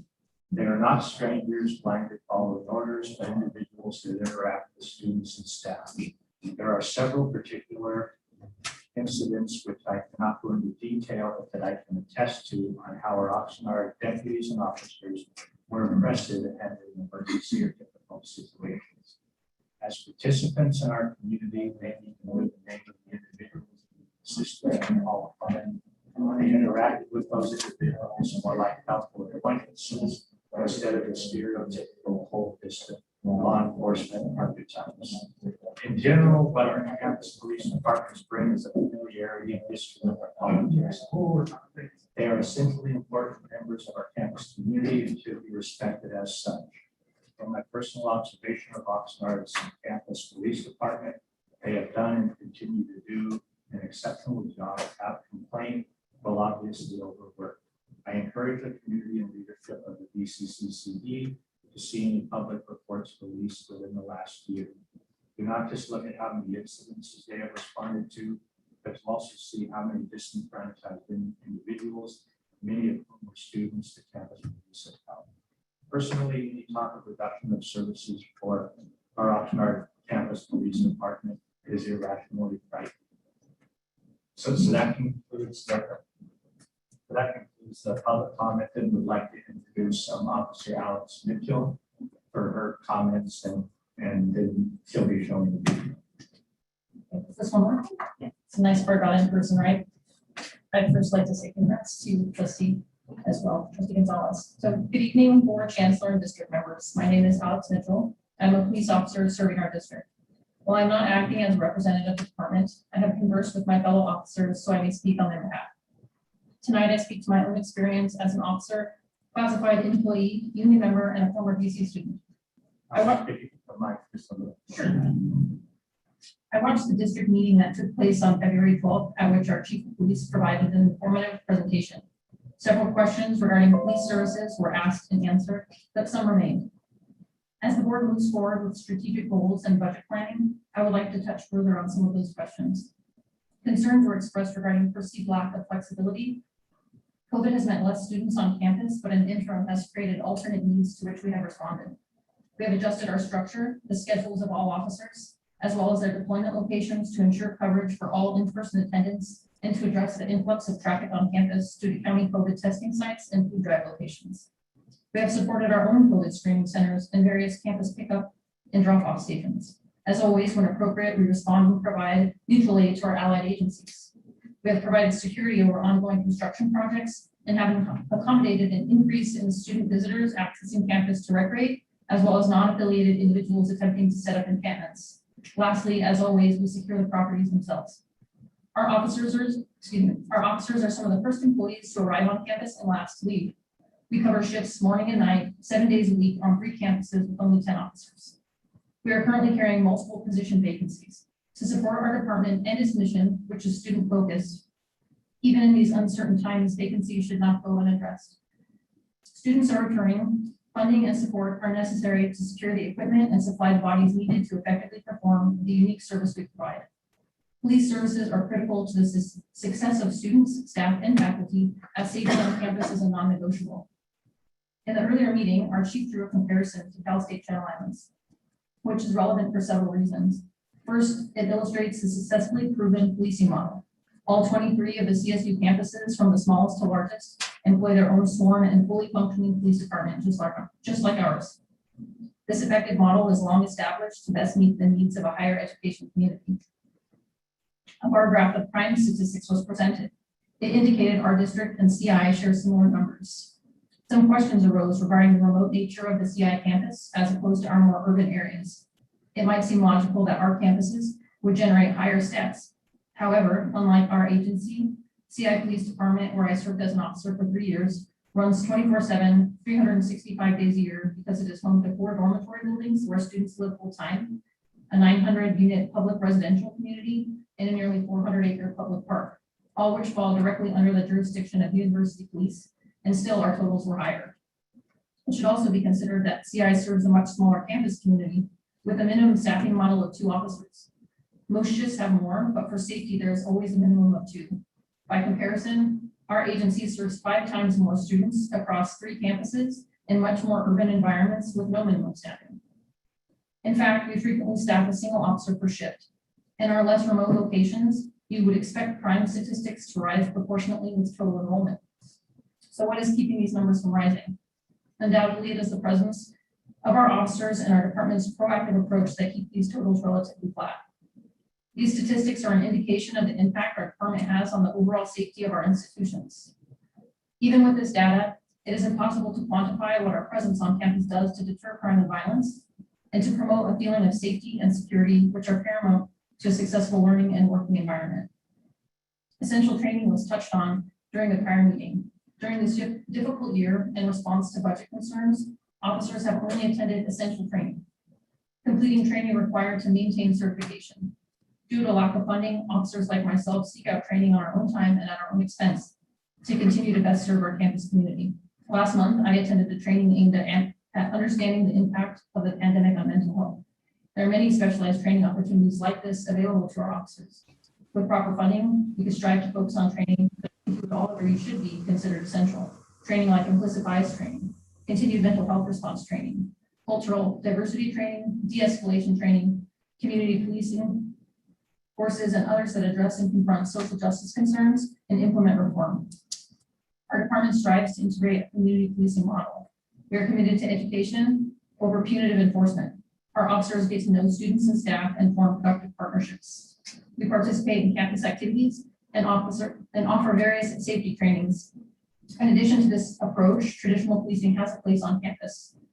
We make every effort to deter and address crime not just on but around campus. While some more traditional police contacts occur on adjacent streets with non-affiliated individuals, it must be considered that there are no physical barriers between our city streets and our colleges. Thus, securing the surrounding areas becomes imperative to overall safety. Chief shared that our officers are currently working one-man cars, and that as an agency, we are spread thin. For officers like myself, this means I work shifts alone, without backup, except for that of allied agencies, which in emergency can take 10 or more minutes to respond. I would ask the board to consider the importance of the function we serve and the nature of our job when moving forward in discussion. Many of our services are not one-person tasks. Our job is inherently dangerous and unpredictable, even on campus. Let me provide a few brief examples. A crisis or mental health incident can be hectic and require resource collaboration. I responded to a call at the health center. A counselor was struggling to reach a suicidal student who had missed an emergency session. In tandem, we conducted a well check at the residence. I was able to locate the student and put her in contact with her counselor.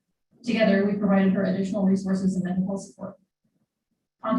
Contacts with subjects are rapidly evolving and unpredictable. While patrolling, I observed a man in the bushes at the Child Development Center. As I approached the subject, he removed his shirt and entered the vehicle. I noted his erratic behavior, which based on my training was consistent with methamphetamine use.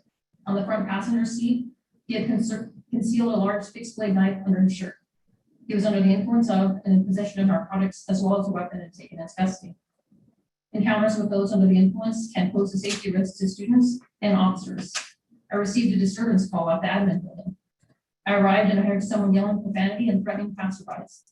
The subject became aggressive, attempting to physically fight me, The subject was found to be under the influence of drugs and was arrested. An incident can escalate and develop into a more serious crime. I responded to a campus parking lot for a theft from a vehicle where a wallet was stolen. During the course of my investigation, I was able to ID a subject and connect him to a string of thefts at VC and OC campuses. I built a case that resulted in locating and arresting the subject for multiple felony counts of theft, fraud, and parole violations perpetrated against our students. A call involving multiple parties may require a broad response. On patrol, an officer observed an individual using narcotics inside a vehicle. The officer observed a toddler in the care of the intoxicated subject. I responded and stayed with the child, attempted to contact the mother, and collaborated with Child and Family Services, while the other officer took the impaired subject into custody. A medical emergency can also require multiple officers. I arrived to a traffic accident on the adjacent streets in front of the EC gym. A car made a left turn and was struck broadside. I needed to provide medical aid to both drivers, attempt to slow and divert traffic around the accident, speak to witnesses while simultaneously directing additional medical resources. A traffic stop and turn from an educational warning to a volatile situation requiring backup. I conducted a traffic stop for a non-functioning brake light, a danger to drivers following. When I activated my overhead lights, the vehicle fled. Ultimately, the driver had outstanding warrants, was in possession of heroin and drug paraphernalia, and committed numerous traffic violations and was arrested. These are just some examples from my experience here. I know each officer could share similar stories. I believe officers should always have a partner for their own safety and for the safety of the community we serve. Without appropriate support, our department cannot continue to be successful in our mission to provide a safe learning environment. As we return to face-to-face services, the need for safety and security will increase. Students will be more vulnerable than ever. As we know, the hardships of the last year can lead to increase in domestic disturbances, violence, drug use, theft, and need for mental health services. The last year has been unprecedented, and this year is starting off with its own challenges. There have been a marked increase in active shooter incidents across the U.S. As of April, averaging more than one mass shooting a day. While this is a reality that is difficult to think about, the risk is present. A well-staffed, equipped, and trained police department is critical in helping to mitigate unnecessary risk. In closing, I would ask that you continue to put students first by putting safety first, allowing the most successful, equitable, and secure access to education and employment for all of us. Lastly, a question was posed by a trustee who inquired what a day in the life of an officer is like. After speaking with my fellow officers, the best way we could think to answer that question was to show you. In response, we created a short video and photo compilation. Some days are busier than others, and every day is different. One of the reasons I love my job. Each day we set out to secure our campuses and the areas around them. Here are some of the things and people we encounter in the course of those duties. Approximately 80% of the video footage is from this last year during COVID. Before the video plays, please be advised that some of the language and images seen are graphic or explicit in nature and may be disturbing to some. Thank you again for your time. Thank you for the report. Due to that disclaimer, and because the public's watching it, and there may be, I haven't seen the video. Chancellor Gillespie, have you previewed the video? Yes. You have? Okay. I don't know the context. The first I heard that it could be problematic. So us being I haven't seen it, so I'm going to lean on you. Is this something that we want to live stream to viewers without properly warning them? So I believe there's a disclaimer on the video. I mean, it's similar to the one I have here. And also the board item, the electronic version of the board item does have the disclaimer as well. I haven't seen it, so if you're comfortable, I'll lean on your judgment. I just want And all protected individuals have the hidden word as well.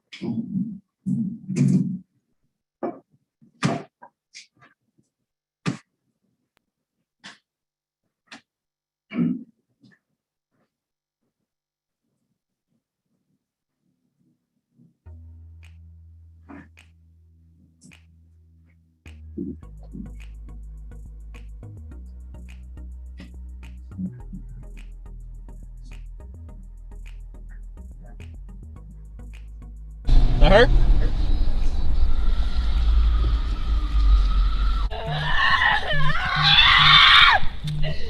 Hey. Excuse me.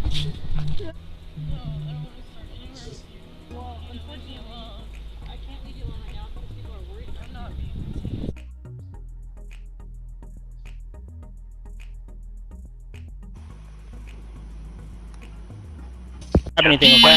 All right, keep that out of your pocket. Put it on the floor.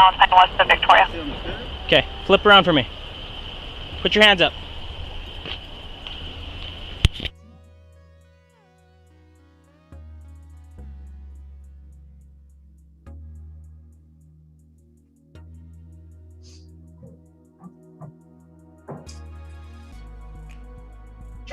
Chancellor Gillespie, I'm comfortable watching this in my own privacy. I'm not comfortable doing this in a public meeting. So can we end the video, please?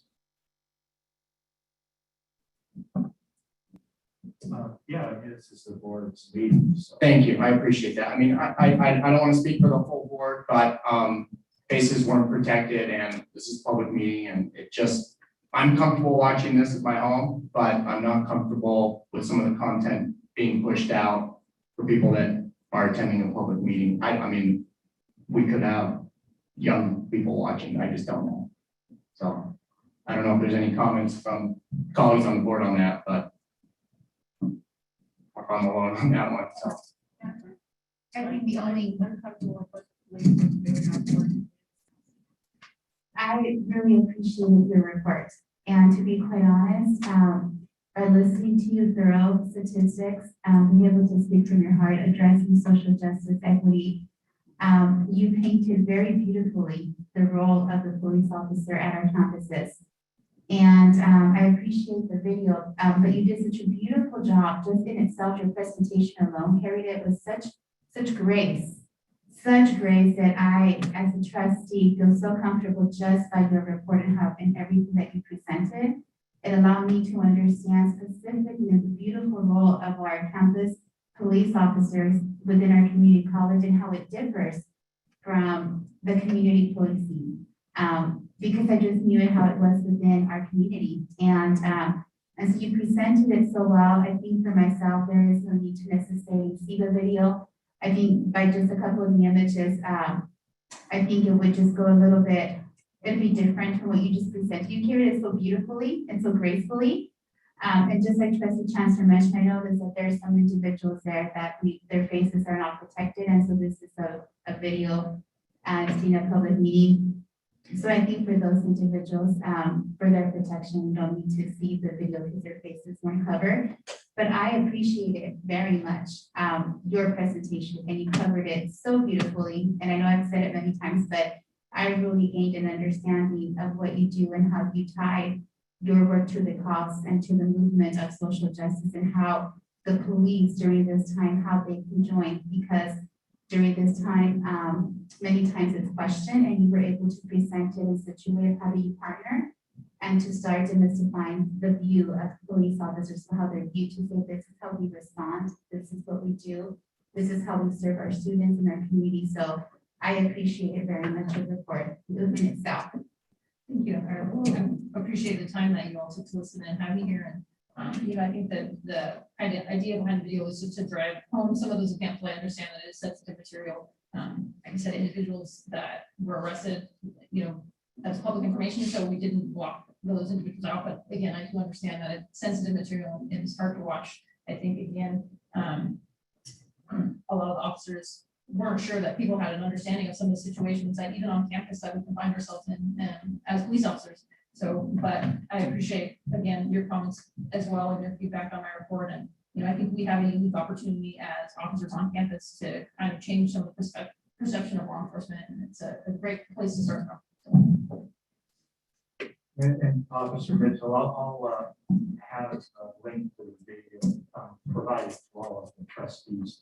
Because I know a lot of work did go into that. Things that he was officers face, and support for the trustees to be able to see that with context with your earlier comments. So thank you. I agree. Thank you very much. Thank you very much. And maybe to put it, speaking in context a little, my youngest is 6 years old, and sometimes he likes to tune in and watch dad at work. So I'm just thinking through that lens as well. But definitely we'll watch the video or else, so I'll look forward to seeing the link, and thank you for your thorough response. Appreciate it. Thank you. And of course, the work you do. Chair Jansen. Sorry, just press. Yeah, I just wanted to add my thanks and appreciation for the information that you provided tonight to augment preliminary prior reports to the board. It was very helpful. And the short video clip that we did see even further enhanced my understanding and maybe the board's as a unit. And, you know, it's some very tough work at times that you guys go through. So thank you for keeping our college community and the broader community safe as well. Thank you. Okay, and I was just alerted, we do have a public comment on this item. I believe it's let's see here, Michael. Michael Hagerberger. Yes, Michael Hagerberger. All right, perfect. So hopefully the Zoom connection and voice will work. We'll give it a shot. Yes. Hi, everybody. Chair Chancellor, trustees, Chancellor Gillespie. I'm hoping that if you have a hard time hearing me, that you'll let me know before I continue too much. I was just going to say when this item came up, I'm the Director of Union Employer Relations at SEIU Local 99. And I wanted to mention how honored and privileged we are to have our peace officers at VCCCD as part of our bargaining unit and to represent them. And I was very much looking forward to the presentation before it got censored. I'm sorry that the public doesn't get an opportunity to see what was prepared for them to see about what our officers do, your officers do every day. And you know, that being said, I'll just leave my comments as I planned them, which is we're so very proud of the work they do, and we hope that there's a deeper understanding than was reflected in the conversation that this board had in February about police services. Thank you. Thank you for your comments. And again, I would echo the video will be hopefully placed and on our website and on the district website where there's the police department, I should say, link, and the public can view that video at their pleasure. So. Oh, okay, yeah, that wasn't my understanding. Oh, I mean, wherever we feel fit to place it to where the public can see it by choice, I guess. I don't know if anything needs to be added or taken away, or maybe I overstepped there. I just wanted to say, I wanted to also thank Chief Justice. He attends the local law enforcement leadership meetings every month and is very well respected by all local law enforcement for the work that he does and the collaboration with the colleges as well. So just as we're bringing this to a close, I just want to thank you for your leadership and for how you coordinate with the other leaders in the county. Thank you. Yeah, you know, I'll work with IT and our chancellor's office around incorporating the video into the meeting reports so that people can watch it, employees or the public, based on the last comment there. Thank you. Okay, that takes us to 8.01 summer and fall 2021 planning. Chancellor Gillespie. Yes, thank you, Trustee Chancellor. And there are some public comments prior to that one. I think Maria Urinda had a public comment for 801, and then there's 2 written comments as well. Maria? Yes, thank you. Hopefully I'm going to say the same. Hope you can all hear me okay. Good evening, members of the board and Chancellor Gillespie. I am Maria Urenda, SEIU Steward, and I'll be making a public comment today on item 801, summer and fall planning. Last week, SEIU hosted our campus union meetings where more than half of our membership attended. They voiced their concerns regarding the summer and fall plans for returning to our work sites, as well as expressed outrage over comments from certain board members at the last board meeting on the 27th. Tonight, the board has only heard a fraction of the sentiment that many of our members have expressed to us, their union leaders. Throughout this past year, we have expressed our support for this chancellor and his administration, as well as the college administrations, and how they have handled this pandemic. They have had the difficult task of maintaining impeccable services for our students, safety for our employees, adhering to ever-changing guidelines, and planning for the return to the work sites while maintaining inclusive and collaborative discussions with all stakeholders. Yet, some members of this board have made comments in open public session that serve to undermine the efforts of the chancellor, college presidents, and their administrations. At least this has not been the majority of the board, which both our members and our communities have taken notice of. Many of our members attended the spring forum hosted by Chancellor Gillespie, and the information presented was well received, which was demonstrated by comments provided during the forum. The presentation was thoughtful, mindful, and provided details of a phased-in approach. There was careful consideration to demonstrate the guidelines from local and state public health, CDC, Cal OSHA, and other public guidelines specific to higher education that would be followed. Defining a new normal and what that looks like was also discussed. A new normal does not mean that COVID disappears on June 15th, nor does it end with vaccinations, mandated or not.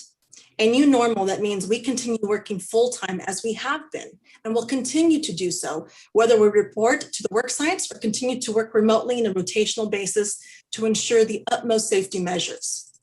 As stated in the previous meeting, and what this union will continue to maintain for our members, and which I will repeat boldly and appropriately in the following. We have the right to a safe workplace, protective gear, barriers, and necessary safety precautions adhering to the CDC, OSHA, and county and state guidelines that pertain to higher education and not to be compared to K-12 districts. We can ask to be reassigned to different tasks until that situation is corrected, which includes continuing to work remotely with staggered or alternative shifts.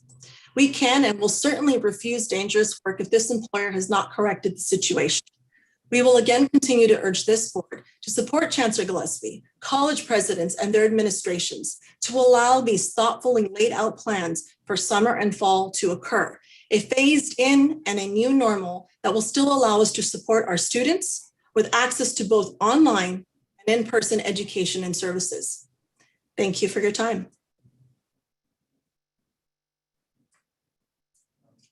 Thank you. And then there are two submitted written comments, and I do want to apologize. I have a new mic now. I was texted that some people were having difficulty hearing, so I'll have a new mic and I'll lean over here to speak right into the mic. So hopefully this is better for everybody. This is again Shandor Batatsky, and Shandor states that I would first like to take the time to thank the Chancellor for his transparency with us in the transition for classified faculty to return back to the work site. The spring forum that was provided last week helped clear questions that I had in my mind about the return back to the campus sites. It is good to know that there is someone who realizes that it takes time to get back to working on the campuses, especially since this pandemic is still not over. However, I cannot say I have felt the same from the rest of the board. For the past few board meetings, there has been a persistent message that there will be a return to work for all the campuses. This message is off-putting, considering that both faculty and classified staff have not stopped working since the start of last spring semester. Also, all three college campuses have been working hard at creating plans to prepare the sites for the students, staff, and faculty members to safely phase everyone back to the college sites and to have these plans scrutinized at every turn. Makes me believe that the board wants to create the plans themselves. Thank you for giving me the opportunity to make my bold statements be heard. And then finally from Romeo Lapson, Dr. Greg Gillespie, thank you for your bold and appropriate leadership during this difficult year, regardless of the seeming lack of support from higher ups. I have not always agreed with some decisions in the past, but I cannot accuse you of being unfair. Your actions based on facts from scientifically guided organizations and following appropriate government regulations have kept many of Oxnard College's staff and students safe. Thank you for not relying on water cooler or skate park hearsay or using false equivalents, fallacies comparing community college institutions to K-12 schools when making such decisions to return on site. I must applaud your transparency and equitable decision-making when addressing staff and faculty needs for this summer and fall 2021 plans. The presentation provided in last week's district-wide pandemic update webinar was both informative and reassuring. I'm sure I speak for many of my colleagues in Oxnard when I say this year you have demonstrated fair and level-headed leadership during an unprecedented, devastatingly tumultuous period. In the future, I look forward to your continued guidance and urge other community leaders to do the same.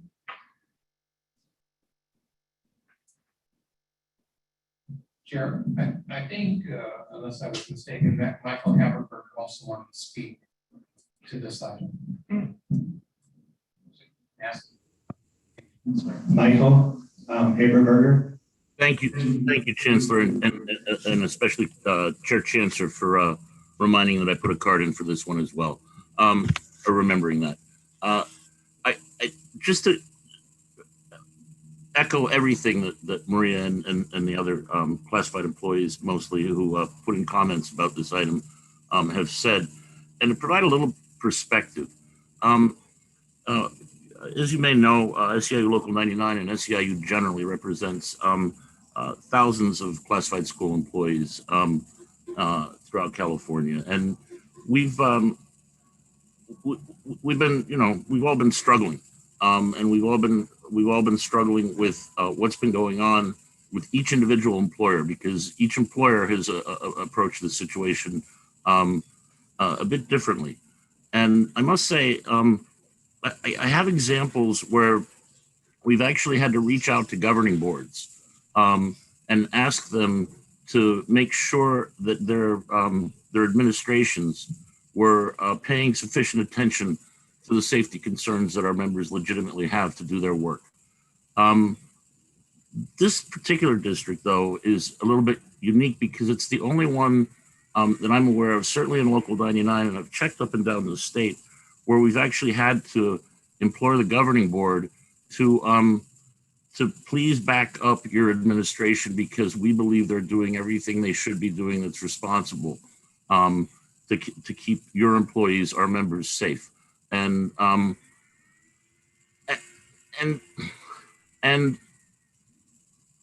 there have been some hiccups. It's not as if it's been perfect. We've hit a few bumps in the road, but by and large, the commitment that your chancellor, our chancellor, and the college presidents and their administrations have shown in making sure that employee safety and therefore community safety around them and the communities we serve won in this pandemic. That's been great here. And again, we continue to encourage this board to support your administration, to continue to make sure that your employees, our members, are safe as we hopefully move out on the other side of this crazy disease. Thank you very much.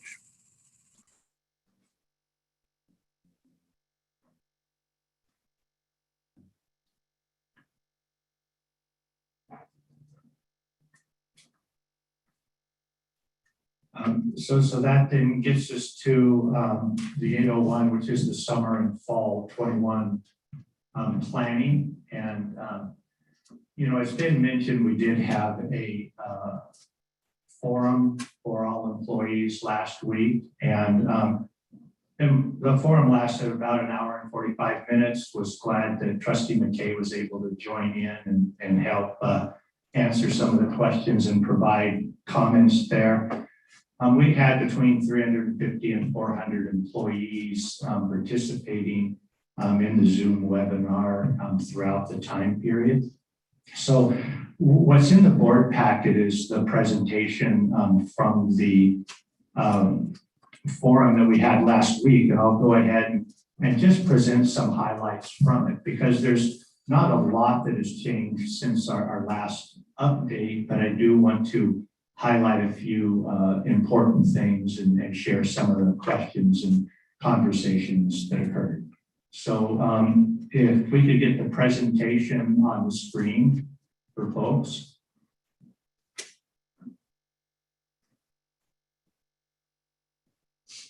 Okay, thank you. And if you could go ahead and move to the third slide, please. I'm gonna have to get a microphone with the taller stand, I think, but this will work. So, you know, throughout the pandemic, just really want to again emphasize that the great work from everyone, and together, you know, we really created priorities with how we would be operating. And the top one there is maintain student access to quality instruction and student support. And there'll be some data to show that through the hard work of our faculty, classified and administrators, that's occurred, and that maintains a priority as we move from where we're at now to a broader opening with bringing more employees and students on site working towards fall. The second one there, provide instruction, student support, employee work that supports safety and health of students and employees. And that's, again, been a priority throughout. We have the supporting of students and employees in the remote environment, complying with orders, regulations, and guidelines. And there's been a number of agencies that we've needed to take direction from. We work within the up-to-date tier level and provide training for our essential workers, and then again, supporting safety and health of everyone. So just want to let everyone know that's been occurring throughout, and it'll continue, and it'll evolve and look differently as the conditions change. Unfortunately, they're changing positively. The next slide, just real quick, shows an overview of where we're at with what's occurred to date. And in March 2020, the transition to the remote instruction occurred. The board passed an emergency resolution. Last summer was mainly all remote instruction, student support, and work other than designated essential employees. This last fall, remote instruction, we had about 10% on-site instruction. And then again, we had online support and work. Spring was similar to fall. And Will listed there the designated central employees that have continued to work on site throughout. And we're starting to actually have more employees returning to work even now. If we look at the next slide real quick, this just shows the health and safety protocols that have been in place, and they'll stay in place and be modified as conditions change. So we'll continue to monitor the tier status, any new Cal OSHA guidelines. If the governor actually stops the use of the tier system, we'll adjust accordingly. But those are all things that we're familiar with doing now, and those occur at all our colleges and the district office. You could go ahead and skip the next slide and then go to the following.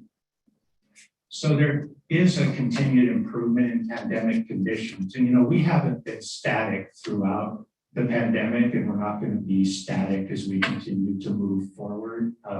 This is a constant item of topic at the colleges with their safety and work teams, as well as here at the district with cabinet and other teams that we have in place. Ventura County is expected to move to the yellow tier soon. The state's working with OSHA in developing new guidelines. We were updated by public health regarding that. And one of the things that's, we're looking forward to is having the tier system discontinue, and that may occur June 15th. We'll see what happens. And what we hope is that then there are also different Cal OSHA regulations and also guidelines from county public health, state public health, and the CDC. A reminder, vaccination eligibility is open to all adults, and we will be looking at vaccine mandate and discussing with employee groups around that, as well as a recommendation to the board once we've had a chance to look at the specific details from the board council and think about the impact on our employees and students. If we go to the next on enrollments, I think this this is something that's, even though enrollments are down, it's something to feel good about, because when you look at our enrollment reductions, the fourth bullet there says we're estimating an 8 to 10% reduction in FTES for the academic year. Now, losing one student is too many. However, when you look across the state, the average is over a 10% reduction, and we have districts that have reductions in the 20 to 30% range. And so I think this shows the good work that has been done by our faculty, our classified staff, administrators to support our students in the remote environment, to continue to have a number of on-site classes in key areas throughout the pandemic, and really looking at extending additional resources to the students through the CARES Act and other federal dollars we've received. You'll notice that as a district at the bottom right, we have a 12% reduction in enrollments for fall and spring. The reason it's going to end up in the 8 to 10% range is because our summer FTES enrollments are up. Today it's about 20% compared to the previous year, 25%. So that's a good thing. And again, thank everyone for their work. The next slide reiterates the impacts that have been on students as a result of the pandemic. I know Ashley's familiar with these, and she's participated in forums and surveys on it. And these haven't gone away, and the colleges have been using their federal money to provide more mental health counseling and providing other resources that will be covered a little bit later. The next one is on our federal COVID response dollars, and we have just over $100 million to use district-wide. The board will be getting more details on the institutional support plans at the next board meeting, and we will have an update with the next board meeting on some direct-to-student aid for next year, $1,000 each semester, and that will be described shortly. Planning for summer and fall with the next slide is what we're looking at there is really planning to, again, follow the Ventura County tier level, adhere to changing guidelines, and really look at bringing employees and students back in accordance with those changes that occur. We'll have cabinet discussions, input from the college safety planning teams, and also with our labor groups as well, and ongoing with our different partners. So looking at our district and college operations, as we move forward to the next slide there.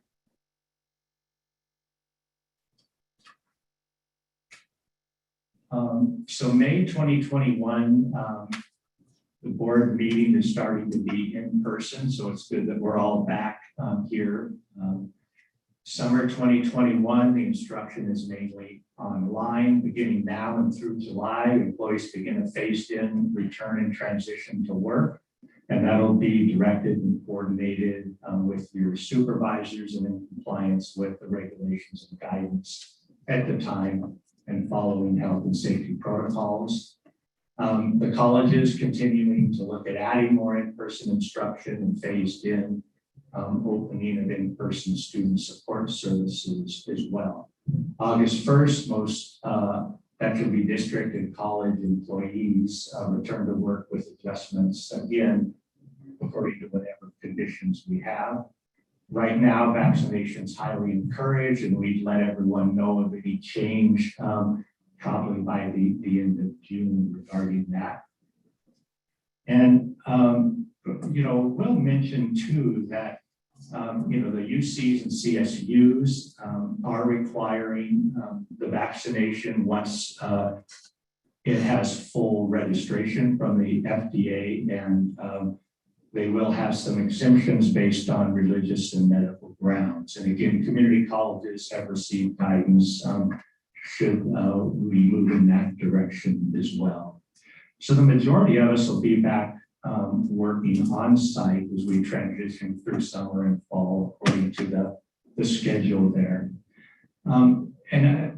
You know, some of the question is just, you know, why is everyone not back now? And I think, you know, everyone isn't back now because as you look at our planning, the colleges, you know, we've received our federal dollars and they've really been working on a schedule by July 31st to have all of the building inspections done, HVAC issues dealt with. They're continuing to get technology to upgrade more Zoom rooms, and all of that does take time. They're doing it as quickly and efficiently as they can, and as the conditions change and areas, buildings, rooms, we can open them safely. That'll start happening during this transition period. And you know, we talked about it, the forum as well, as returning to work optional. And you know, where your work site isn't optional. The district is your employer, and there'll be a time where as an employee, yeah, you're saying, you know, you're back working at the college now, you're back working at the district office now. And when that happens, you know, you'll be told and have a part in knowing how you're being kept safe through that process and back at work. And if you go to the next, the one on employee, and go back one, these are all the things that again are happening at the colleges as they're working through from now through the summer to get everything back and ready for more students and more employees on site. And then just to wrap things up with the defining our new normal, you know, this is a really important point that our operations will be different post-COVID. And we're going to need to spend a lot of time in the coming year with groups at the colleges, including all our employees and our students, helping to define our new normal. You know, we were at about 20% online pre-COVID. We don't know if that post-COVID number is best at 30%, 40%, 50%. We also know that remote student services have been really valuable for a number of our students. So how do we find that appropriate balance of remote services, remote instruction with the on-site work? Student health and mental counseling will be different. The food, housing, resources, connections, and on down the list there. But this is really our opportunity to identify and remove institutional barriers that are existing for our students, and all the colleges are really looking at that. So how do we use this $100 million over the next 2 years to really create a new future for our colleges, for our students, and our communities? And that last bullet there really emphasizes what was talked about at the trustees conference last week. They had a speaker from the governor's office, a higher ed policy advisor, who talked about recovery with equity. And that's really what we want to do, is use these resources to create more equitable services for our students and community members. And really, the Governor's Council on Higher Ed provided recommendations in 4 broad areas to really develop inclusive institutions, strong pathways to degrees, facilitating student transitions, and supporting the stability of our students. And that's basic needs, digital needs, financial needs. And that's what our colleges are really prioritizing and working towards as we do all this necessary work through summer and towards the start of fall semester. So that's an overview of where we're at, and the colleges will be covering details on their enrollment plans later in the meeting. Thank you, Dr. Gillespie. I do want to, I just really love that I did get to join, and watching the participants, you know, that number stayed at 400 plus for almost the entire at the end. People trickle off, but it showed the high degree of interest that many people hadn't seen the presentation and what the plans were. You know, normally I see those numbers on the webinars. So I'm glad so many people participated. the, you know, it seems like there's some good plans in place. Is the recording of this, of the full Zoom available? Because I thought some of the questions were really informative as well. So I just didn't know if that was available at some point. Yeah, Dan, was that recorded? I think the latter half of it was recorded. I think we thought it was recording and it wasn't, and then we started it halfway in. It was when I came on. Yeah. I first was like, oh, now you're gonna record it now that I'm talking. So that's, Yeah, so whatever's recorded, we can put up there with the presentation. yeah, because I think that was about the time that question. I spoke, so yeah, I remember that now. Chairman. Yes, I was able to tune into the meeting as well. Actually, you didn't know that because I tuned in by telephone and chose not to be with by panelists.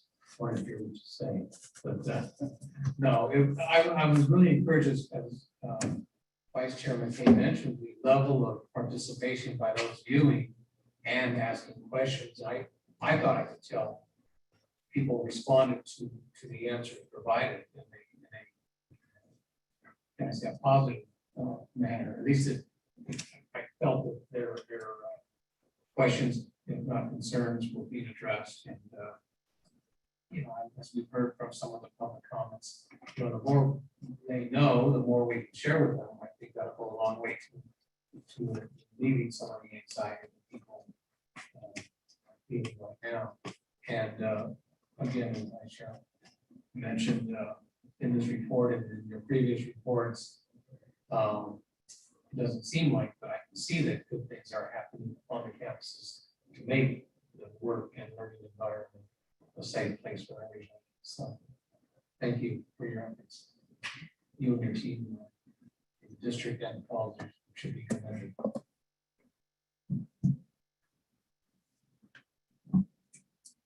Any other questions? I have a couple, but I want to make sure anybody has an opportunity. No. Just George. Thank you for this report. I really appreciate it. And I'm glad that there was an opportunity to share it with all of our campus community so they were able to see just the plans that have been ongoing since the beginning of this year. I was wondering, and as we're looking into enrollments and we're looking into the plans, if we know within safety and in terms of coming back, what the plan looks like for students that have dropped out and being able to capture in this plan, how are you looking at it? Because you mentioned enrollments on this presentation, and if we have the dropout rates of our students that have left us from March 2020 up until now and what that looks like. I know that this is a priority at the CCLC level with the DEI working in the spirit of the DEI resolution that's involved. Really what it means is to start looking into our students in every presentation as the board is including this in it because sometimes it gets lost. And so I'm wondering if those students are included in these numbers here. Yes, so the FTES decline includes students who have left for various reasons from the pandemic, as well as not wanting to do online. And the colleges in 805 are going to talk in detail about their enrollment and marketing plans, and that will include engaging with new students as well as getting those who have left to return. Okay. And in those I can read into this regarding marketing, but because I have more specifics in terms of safety and marketing, how does it look like? But is that something that the college presidents are going to discuss a little bit more in detail in their reports? Yeah, that and Director Blair as well should be talking, and a lot of that occurs on our website too, but they'll be addressing that. Okay. Chair Chanfrey, I wanted to amplify on Trustee Torres' comments regarding enrollments and students that we may have lost. And I noticed in the DAC report on marketing that there was a heavy emphasis there, but it also jumped way off the page when you're looking at a figure of $100 million and what to do with $100 million. and to seriously consider, a significant infusion of funds into a major initiative for enrollment recapture. I think that would be a justifiable expense with COVID relief dollars. Thank you for mentioning that.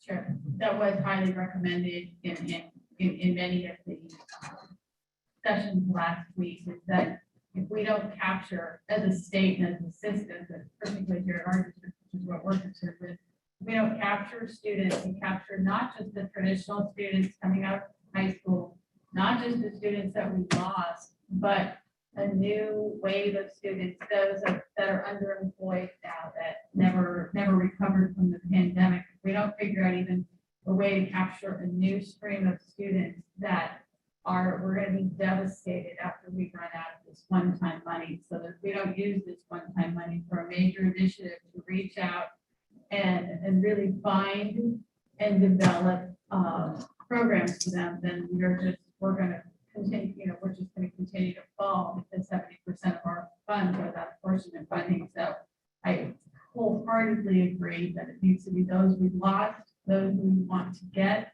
and then also figuring out a way to reach out to those for retraining and finding a living wage for them.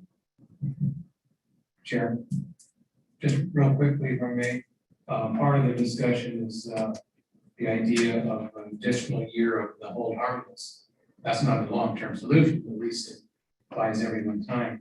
And then speaking to the non-traditional students, later on in my trustee reports to speak about pending legislation, AB 1456, which will open up Cal Grant funds to the non-traditional students and just identify which would be a way to capture new enrollment for our system. Thank you. I want to touch base a little bit on some of the public comments that we received, and I can't help but acknowledge the disconnect between the district and the board, and to me that's very unfortunate because it shouldn't be that way. We should be on the same page and aligned, and it's rare that I would make a statement, please correct me if I'm wrong, but I firmly believe all trustees on the dais sitting here, we believe in support in students, and we believe in support in our employees to return to work in safe working conditions. I think that's a given, okay? But in public comment, there was a disconnect there. And as I reflect, I can take some ownership of that as referencing a return to work. And perhaps I should have been a bit more thoughtful in my words in saying a return to safe working conditions. And I guess that's where my question is we came up as a district, or the district came up with a date of when those safe working conditions would be ready, right? And when's that deadline? Or when is that internal date that we've established for safe working conditions to ask employees or direct employees to come back?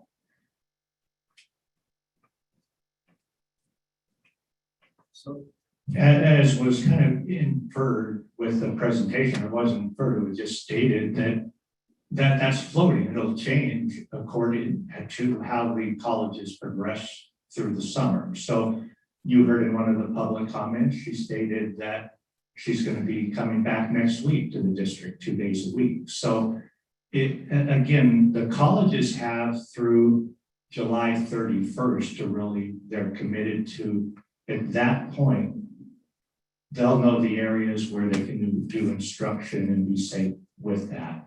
As far as we move between now and up to August 1st, employees will be transitioning back as their supervisors are working with their areas and developing those plans. So it may be different when some counselors are coming back at one college than another, depending upon what their work areas are at, where they're at. It may be different before financial aid is back. And again, maybe some have enough space, all employees come back at once, some it may not be all of them. But that's what we're in, is this transition now. But by August 1st, that's when all of the things with getting the buildings ready need to be done by July 31st, with the intent that by August 1st, we have all employees back working at the colleges and the district office at that point. And that date has been there for quite a while. Yeah, and I'm glad you mentioned that, because then I appreciate that clarity, because if conditions change or improve, there could be some flexibility there. And I support that. And I think, you know, it sounds like we all do. And I think that it's really important that the board and district are aligned in that, and we see eye to eye on that. And I guess earlier in some of the hard dates and in conversations with different employees and employee groups, the flexibility on safety conditions as those change, I just didn't hear that. So it's great to hear that we're aligned and supportive that as safety conditions improve, whether that's a governor coming out and saying that June 15th tiers and different coalition guidelines are removed, whatever it may be, that we're able to welcome our employees back to a safe environment. I just want to publicly say I support that. I think we all do, that we all support a return to a safe working environment, not just to say a blanket statement, go back to work or go back to the workstation, right? And I totally acknowledge that everyone's working, and some of the public comments even said how much harder it is to work at home. And I think that's part of the urgency beyond just the student need and the connection piece to enrollment for employees to come back to the workplace. And so I just thought I'd reflect on that. And, you know, as a teacher working in a high school where a lot of seniors are graduating, you know, I reach out, I get to talk to a lot of high school seniors, you know, and ask them where they're going. And a lot of them comment that they're going to Ventura, Oxnard, Moorpark College. And, you know, I guess the reflection point I have is, you know, as these students are thinking about returning to the campus, or not returning, as they're thinking about becoming first-time college students, what's that experience going to look like from now up into August when they actually step onto that campus? When they go to find out and visit the financial aid office, will there be someone there to talk to in a safe working condition? When they want to talk to a counselor, is there someone there that they can interact with and talk to?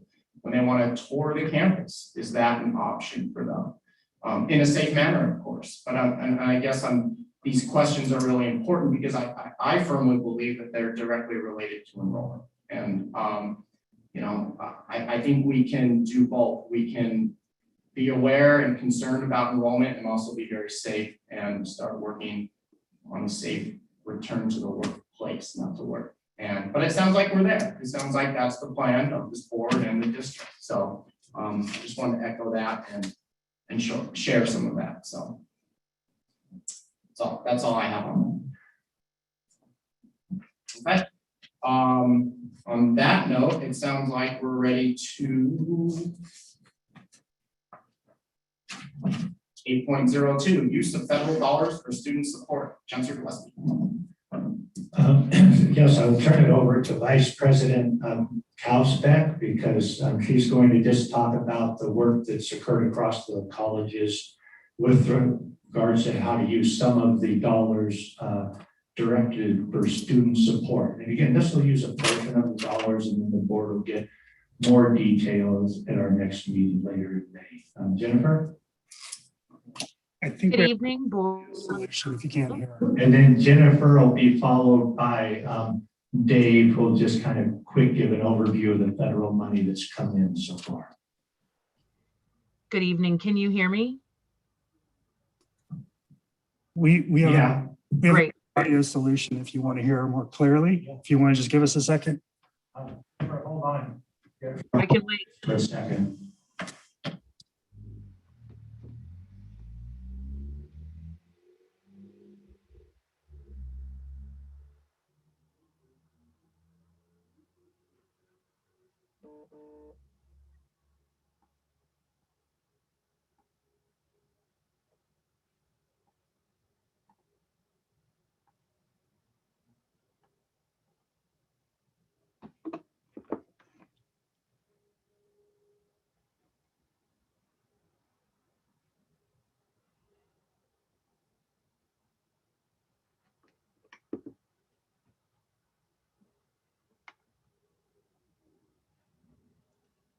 Great. I see. Go ahead, Jennifer, in the chat. Can you hear me? Dan, I can see if you give me a thumbs up. Yes, great. Good evening, Board of Trustees and Chancellor Gillespie.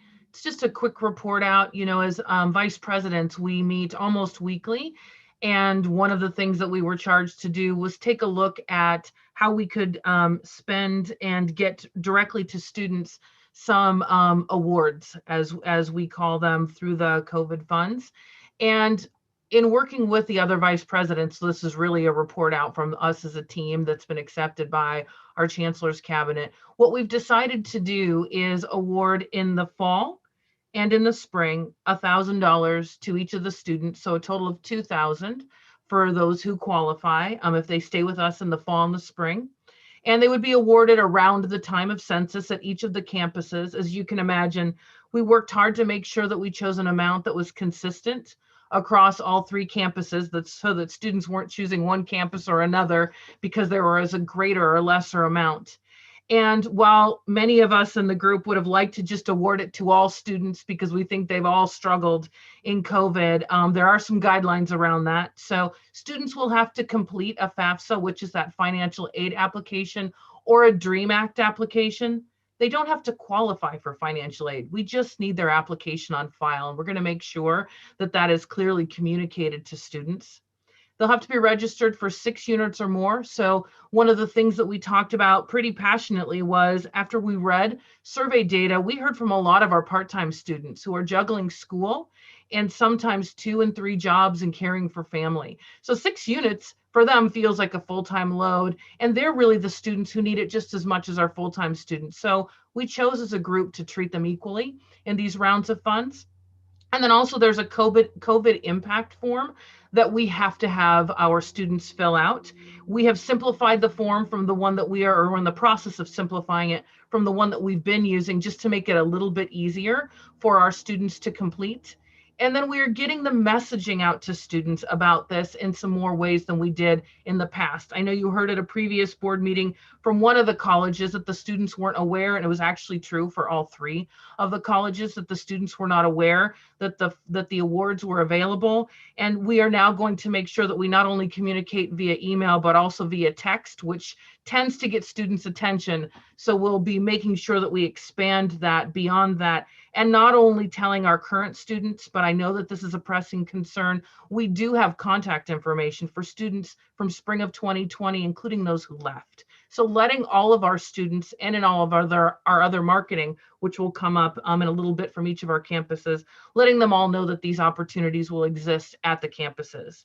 I'll just add to that one of the things we are also exploring right now is dependent care awards for those who are struggling with coming to school, whether it's in person or via Zoom, because they're caring for children or even older dependents in their household. So we're looking into the guidelines for being able to do that.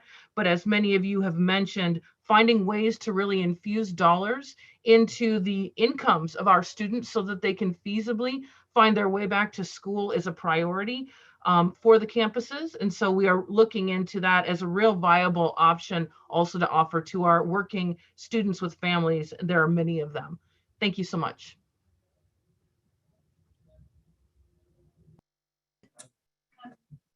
Vice Chairman. Just a quick question. The FAFSA can be daunting. Will there be guidance on helping in filling out the FAFSA? Yes, each of the campuses do have regular workshops in helping students fill out the FAFSA. And I agree. I've had a kid go to school, had to fill out the FAFSA, needed my help every year. It is daunting. And we do walk them through it and have regular FAFSA workshops. All 3 campuses, I believe, hold those. And then just one more, these students that are potential students, not ones that we lost, but this new group that we'd like to get, can we entice them with this money that it will also be available to them if they come back to school? We can, and we certainly intend to, and I think you'll hear more about our marketing efforts and how we hope to reach those students in each of our reports. So I don't want to jump ahead, but absolutely, we do hope that these will be not only supports that they very much need, but enticements for those who are trying to figure out and get excited and motivated about school and life in general right now. All right, I'll be more patient and wait then. I have a question. The $1,000 that students are going to be granted per semester, is this separate from the emergency grant that they can apply to if we have one? The reason for my question is we live in a county that's very expensive, and $1,000 per semester doesn't go very far in terms of food insecurity, materials, other expenses that they have in their homes, and even many of them who have to live in a bedroom with multiple families or a garage. So it's not a significant amount of money for our students, especially some families have lost jobs. We have different students. There's students that at one point had a job, but during the pandemic, they've lost their job. And so when we're looking in terms as a district, because as a district, each college is awarding $1,000, what were the metrics that you looked at? How did you come to this decision that it was going to be $1,000? That's one question. And then my other question is, when we start looking at eliminating barriers, these forms, in terms of having the FAFSA, the 6 units, having the COVID form completed for auditing requirements, is this something that we have internally as a district? Is there something that we can do to minimize the amount of paperwork, maybe just one form that students complete? Because sometimes in these circumstances, these forms can be very daunting and a barrier within itself. So I know I asked a couple of questions, but the first one is, how do we come to a $1,000 per semester as a district? My second question was, these 3 forms, are they necessary? And if so, can they be condensed into one form so it's less intimidating for our students? Great questions. As the vice presidents met and talking about the amounts, it probably took us 3 or 4 meetings back and forth to figure out what would work. So we threw out different amounts knowing the funding that we had. And not each of the campuses were able initially to commit to the same amount. And we didn't want to come in differently because we didn't want one campus to offer a larger amount and another a smaller amount. Luckily, a final wave of funds came in that allowed our business vice presidents to go back and do the math based on everyone who they felt would be eligible if all who are eligible under normal circumstances applied, what each campus would be able to afford. So if you looked into the funding in each of the 3 campuses, some are stretched a little bit more thin with the 1,000 and others a little bit less, but it was a number all 3 could commit to based on going back and crunching the numbers, looking at all who were eligible. And in the campuses, in fact, some of the campuses have a much higher proportion of those who would have that need. So we really had to be conscious of that.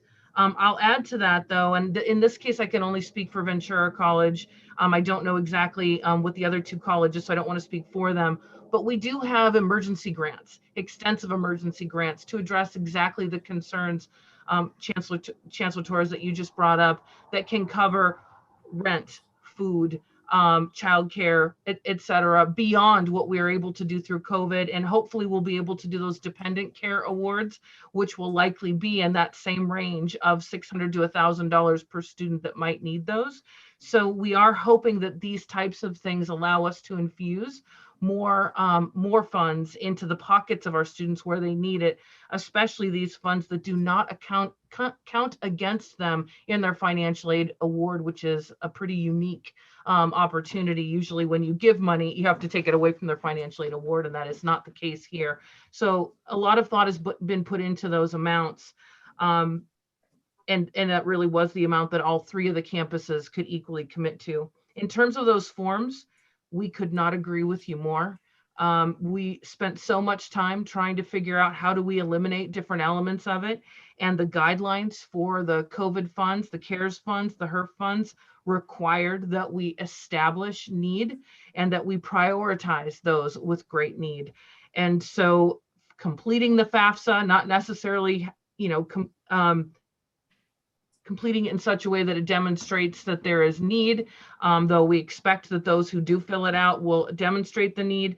But I agree completely. That form is not the easiest one to fill out. We don't have a way around it. It is not something the colleges or the district is imposing. If it were up to us, we would have eliminated it entirely.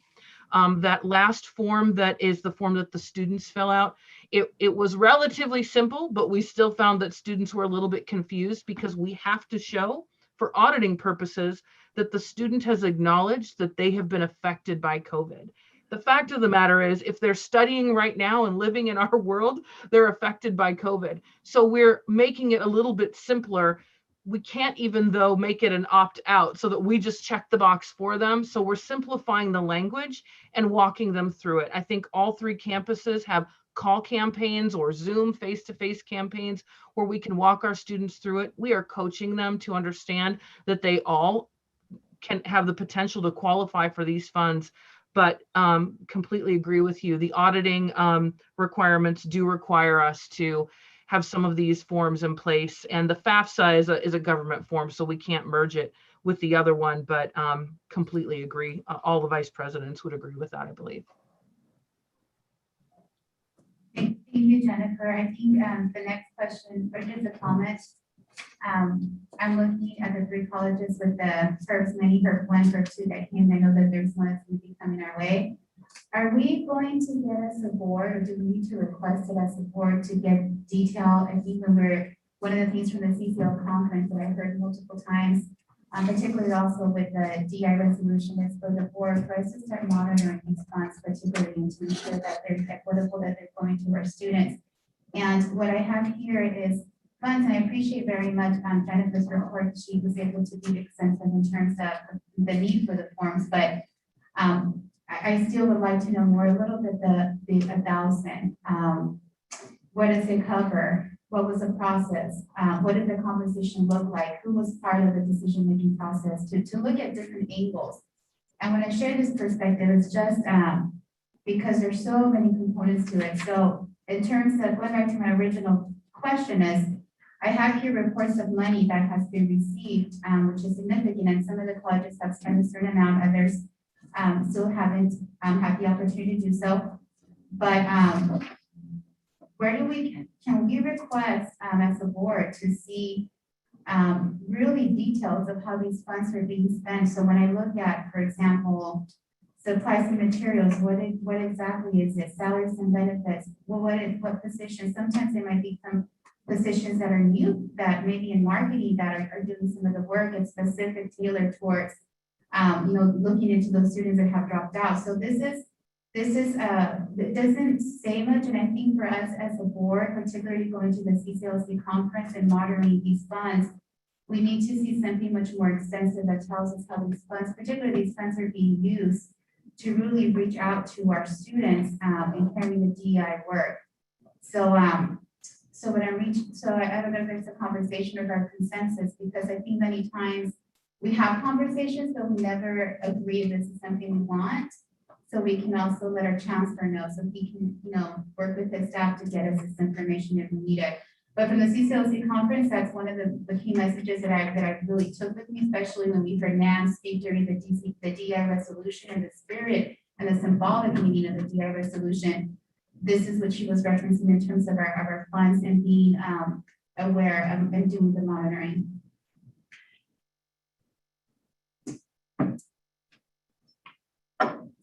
Trustee Manning? Sure. Am I correct in assuming that this item will be coming back at the future meeting?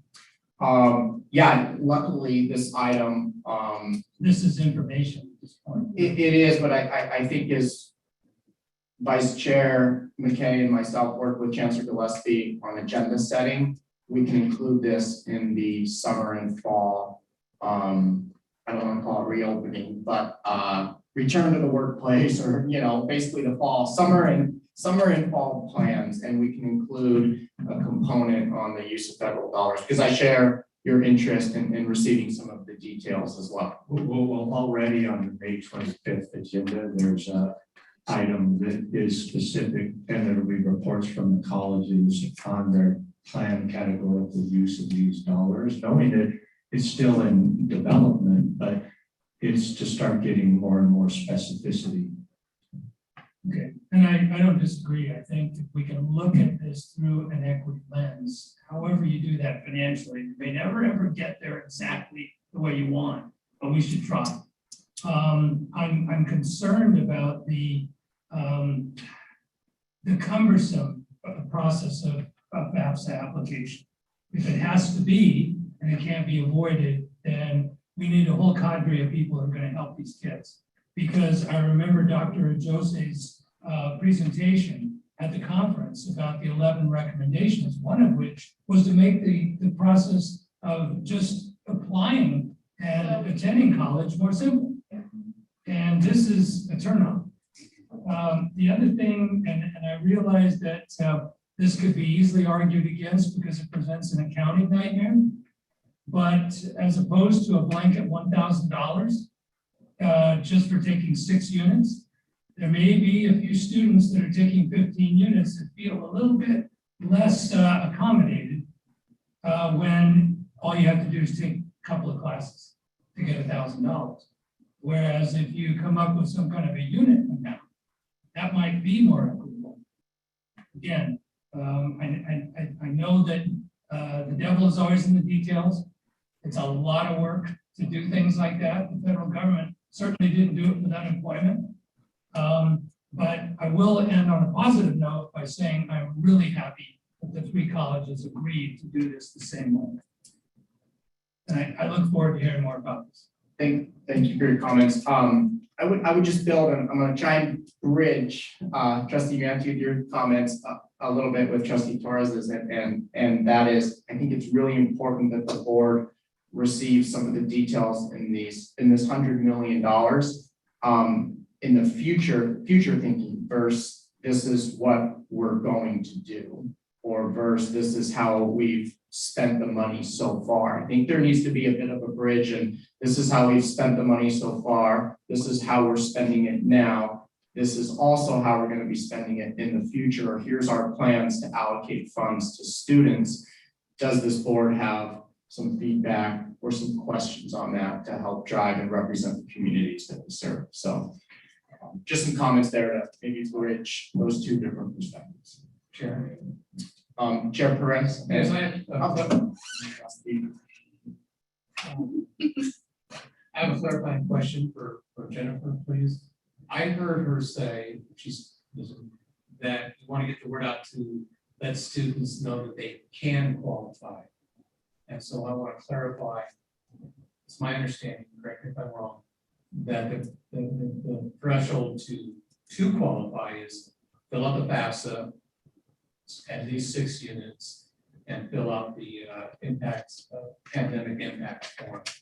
And those 3 criteria are met, then a student will get grant funds, subject to availability, of course. We don't run on funds, but of course that would be a good thing too. We would know that money is going to the students who need it. And I'll just add one thought is that, this is one of those instances where it's difficult to get our arms around. And responding to Trustee Manton's comment about 6 versus 15 units, that was a topic that had been discussed, as I recall, early on in the criteria setting process, and the stuff to see some skin in the game, if you will, on the part of students. 6 units was arrived at. So. And it's intriguing, as this discussion moves forward in future meetings, we will have some experience to look at now. And so if there is a case of where funds are not being dispersed at all the colleges, maybe we can look at the question of making those funds available to where they may be most in need. So, and so if I get an answer to my clarifying question, that would help me as I'm talking to the community and students in particular about, hey, there's funds available. Here's what you need to do. I can respond to that. You're absolutely correct. We need those items. It doesn't really matter what the outcome or of those items are in terms of their financial need. We just need those items to be submitted to be able to award them. And we have been using COVID money to hire that cadre of people to help our students, because we agree completely, help walk them through that FAFSA form that is daunting to all of us, let alone our students. And the qualifying form, which is really just a checkbox and a signature. We've simplified it to that extent. And just one other comment, the CARES funds have been really clear that we cannot incentivize, we cannot use it to incentivize students to come to school. So providing in using it as a carrot explicitly, if you take so many units, we'll give you more. We're not allowed to do it. So we have had to try to be as creative and generous as we can within the guidelines that have been set forth by the federal government. And when I say we, it was the vice president's making the recommendation to Chancellor's cabinet after doing the research that I mentioned. So it has certainly gone through many hands to come to these conclusions. Thank you.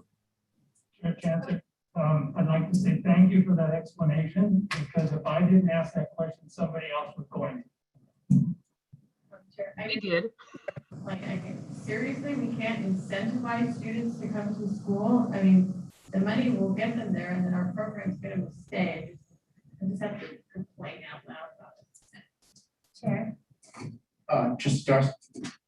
I think maybe it's the way we use the words. So maybe we cannot use incentivize. Help me, thank you.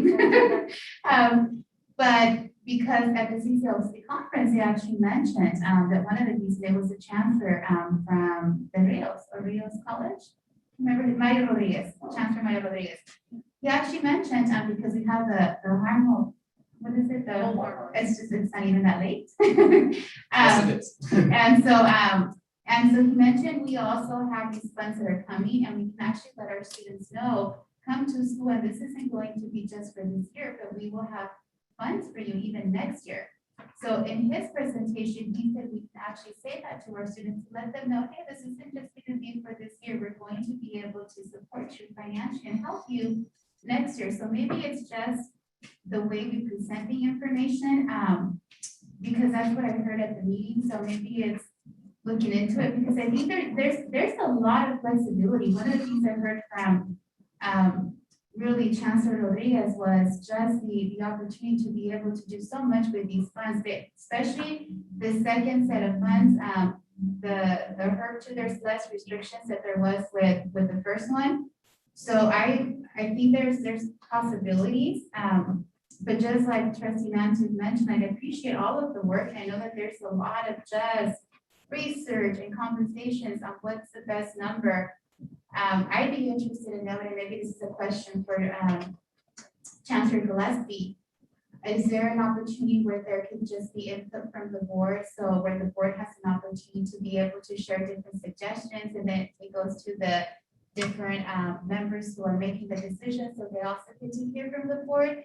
There are ideas that we have so they can be considered. So we have their support, and for marketing, there's tons of ideas that I have for marketing that can possibly be considered, and it's just an opportunity to capture the voice of the board. It doesn't necessarily mean that's what's going to be implemented, but it could be taken to the team, because there's a lot of wealth of knowledge within the board, and so it would just be an opportunity to capture just the voice of the board in this process. It goes back to the committees, and then a decision is made. But what the beautiful thing about it is that the board, especially with all of the work we're doing in terms of the participatory governance process, we would have a role in it. We would be able to also share, these are our thoughts about marketing. This is what we think could be helpful.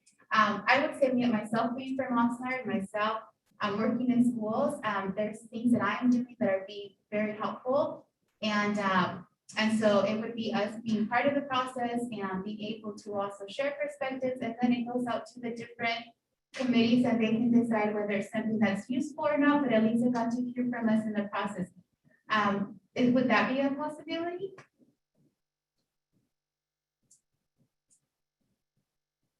I think again with the board meetings, the agenda can be set up to do what the board would like to, do at a meeting. So, I will mention that at the May 25th meeting, there will be the discussion item that is a lot more detail on the use of the institutional dollars, and that could be a forum there for trustees to throw their ideas, because everything's at a planning stage right now. Nothing is set in state. We want to hear what the board members' priorities are. So whether it's integrated into that item, or if the board wants to create a separate item for the board to discuss their thoughts around, marketing and use of federal dollars, that'd be kind of up to the board. I guess my recommendation would be to try to incorporate it into the discussion at the next meeting where we will be getting more detail on the use of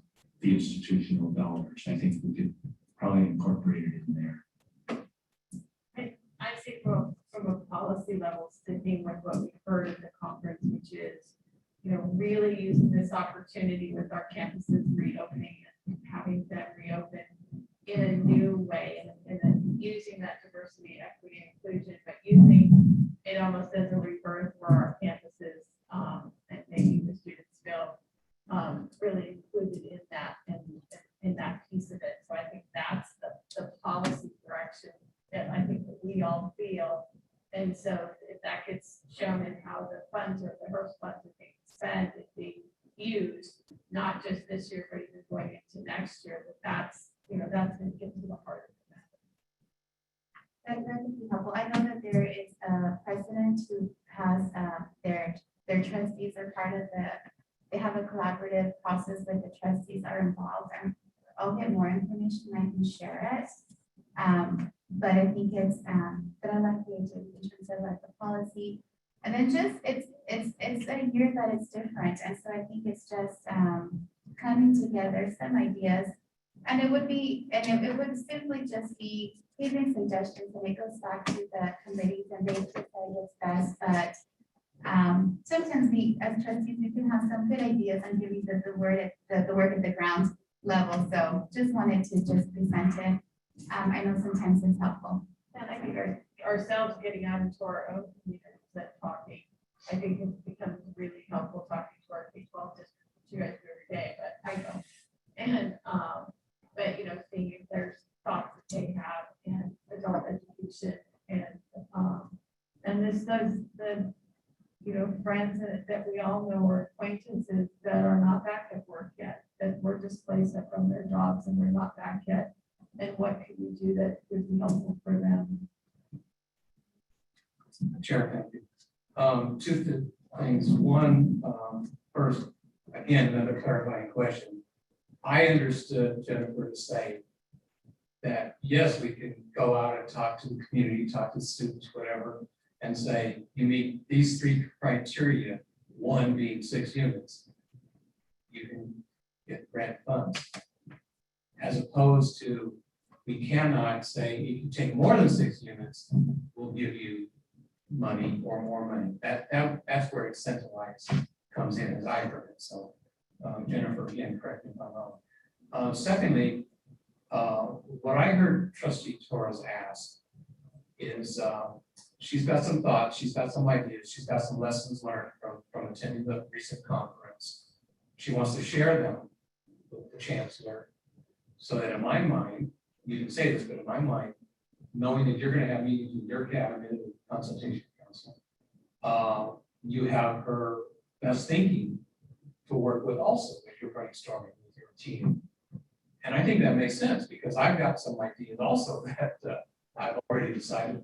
So expect my call. I'll call you, Chancellor, with some, hey, what about this? What about that?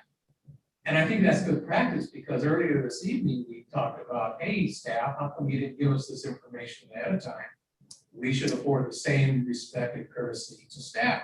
If we have some ideas and we have some thoughts, or if we have some information that we know they're going to be working on, let's share it. I don't know if that works. There you go. Oh, and one last thought on that. Each of us brings our own personal experience and subject matter expertise. And I look and I listen to each of you. Now, you two, with your professional career and understand your background, and what you know about marketing, Diane. We've got a ton of knowledge and experience here, and so we should make use of it and we should share it. And that our chancellor and his team utilizes us as well. I mean, that's just another way we can build and reinforce and maintain a strong board CEO relationship, which we've heard about earlier tonight as well.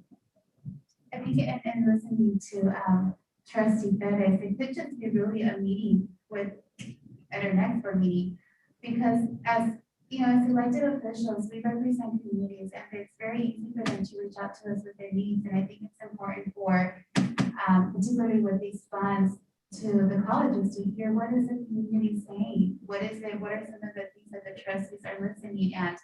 Let's take that into consideration. And so I think it opens itself for us to be able to just also share the perspectives of the community, what we're hearing, what we're seeing. So as decisions are being made with these funds, they're being made with really taking into consideration everyone's perspectives as we're looking into this DEI work of equity. That's an important piece.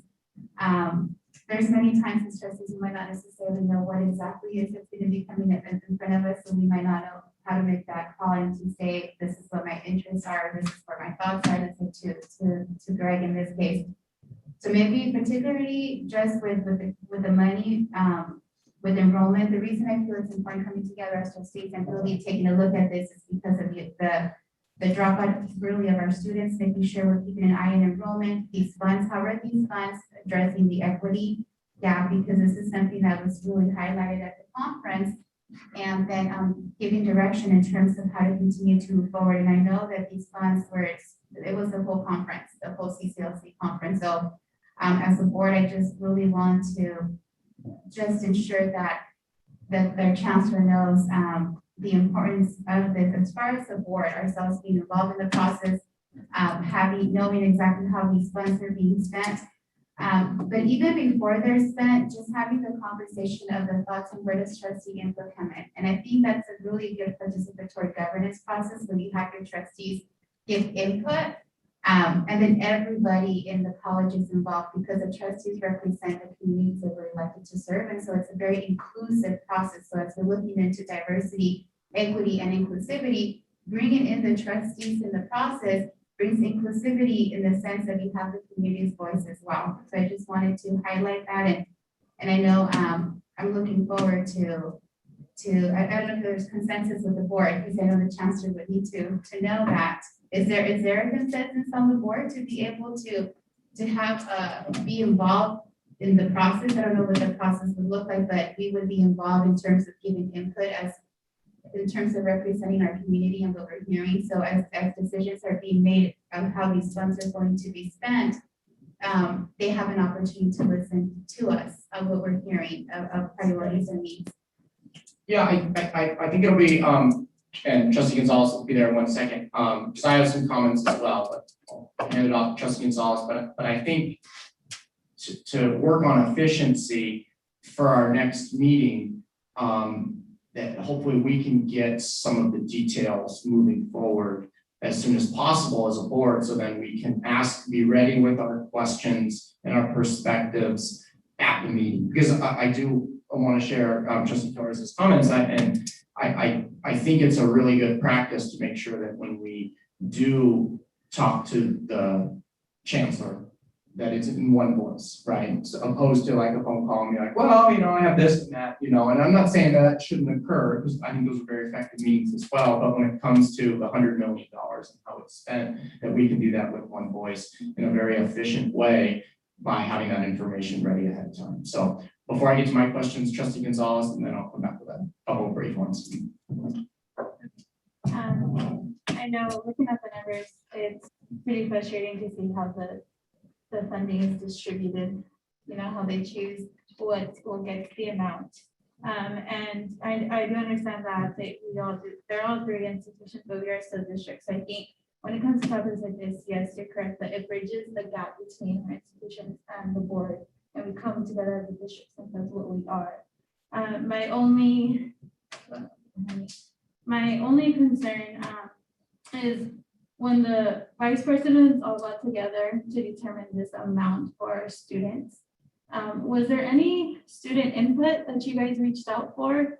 And I'm asking this because there are some of our needier students that can't afford to be full-time, but would love to be full-time. And sometimes that I personally don't feel like $1,000 isn't quite enough, and I know there's all these other forms to do, but my question is, when you guys did come up with this amount, was there any student input?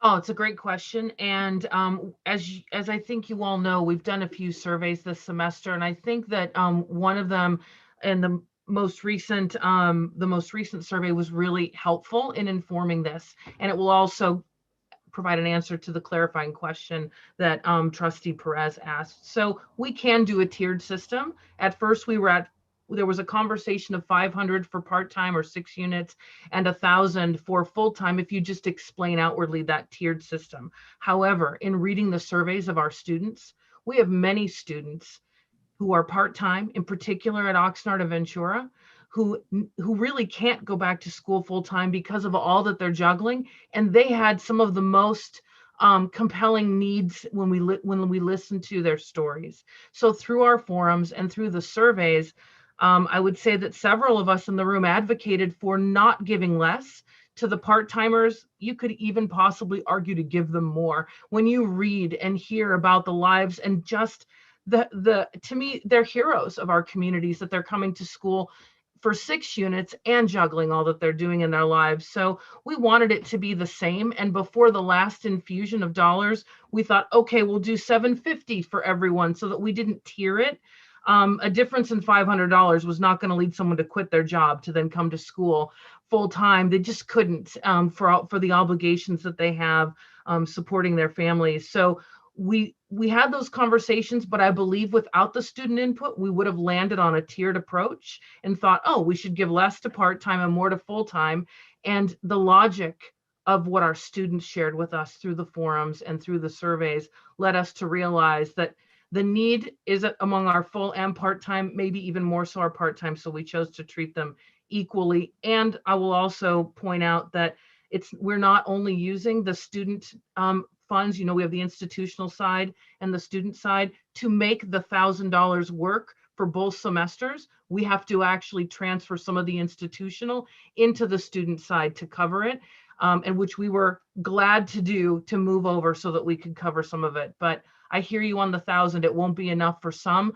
And at least at our campus, and I don't believe we're alone in this, but I don't want to speak for my colleagues, we have emergency grants that can vary in amounts that can pay for a lot of those things that you're talking about that they're absolutely in need of. Okay, and one more question. How many times can a student apply for your dependent care award for these grants? So in the fall, they'll be all eligible for 1,000. In the spring, again, they'll be eligible for 1,000. The dependent care one is one that we're still working out to make sure that we all can agree again on the same amount so that there's not more given at one campus or another. But it would also be per semester, and it would be for both semesters. So in that case, it may be for full-time and part-time, because if you're in school full-time and therefore you need more childcare to get to class, it may be a tiered approach. So we're still having that conversation so that we can make the recommendation. And just want to make sure that you all understand that while 6 of us are having the conversation as vice presidents and consulting our campuses, and it is an iterative process back and forth, in the end, we make a recommendation based on our research. So we're not making the final determination. Great, thank you. Thank you for those questions. I have a comment before that. I have a clarifying question on that part. So for example, transfer the institutional funds to student funds, has that already occurred? Has the transfer already occurred, or the commitment to transfer it for fall? Either. The commitment has occurred when we put forward the recommendation, and that recommendation was accepted by Chancellor's Cabinet. It included, we will have to transfer some institutional funds to cover the cost of this, but we haven't dispersed fall funds yet. So I would defer to my vice presidents of business who know those details a bit better than I do on how exactly or when that will happen, but we've made the commitment. Okay, thank you. And I guess I'll tie this back to a request Trustee Torres made a few minutes ago of the details. And I think that's why the approval process of the board is so important for $100 million of public funds. As these decisions are being recommended and being completed, our voice in that, I think, is being left out. And in that then come the details of being left out. And I'm not making judgment that this is a bad decision to take money from the institution and transfer it directly to students. But those are public funds. And I think as a oversight body, as an elected board, we should have approval process of this. So I think that's a missing part in some of these public funds, but maybe it will be coming to the board for approval. I don't know, but I think that's a question I have. The second statement, you know, I attended a number of the sessions at the CCLC conference, and one of them that sticks out was the attention that boards and districts should be making towards enrollment and using one-time funds. And they really reiterated how important it is to look at these one-time funds as one-time opportunities for enrollment. Because as we look, you know, 1, 2, 3 years, eventually FTES and enrollment, it's going to catch up with us. And if we're in double-digit declines, that's going to have a huge impact on, and we all know this, on our district. And I think that's related, very much connected and related to what our fall, you know, student experience looks like. So and enrollment, of course, is a key component of that. So it's hard to hear how important that is and the message to provide the advocacy as a board and then have questions about, well, you know, what percentage of dollars of one-time funds is going towards enrollment? You know, do we have that dollar amount? Can we advocate for more? Where are we in it compared to other similar districts? So those are a couple of comments that I have. Yeah, if I could just respond to the, you know, question on the $1,000. So, you know, right now we're looking at how are we using these dollars in line with the board's strategic goals that exist. Then, you know, student access is one. We have what we said we're trying to do to maintain the enrollment and other factors there, the support for students. So we did have a team at each of the colleges come up with this $1,000, and we see it as time sensitive because we want to start communicating that out now, because we do want students that are coming for the fall to know that in addition to other aid that you may qualify for, we have another $1,000 for you too. So, you know, I really see it as part of us operationalizing things that the board would like us to do in serving the students. I don't see it as an item that we need to get board approval on.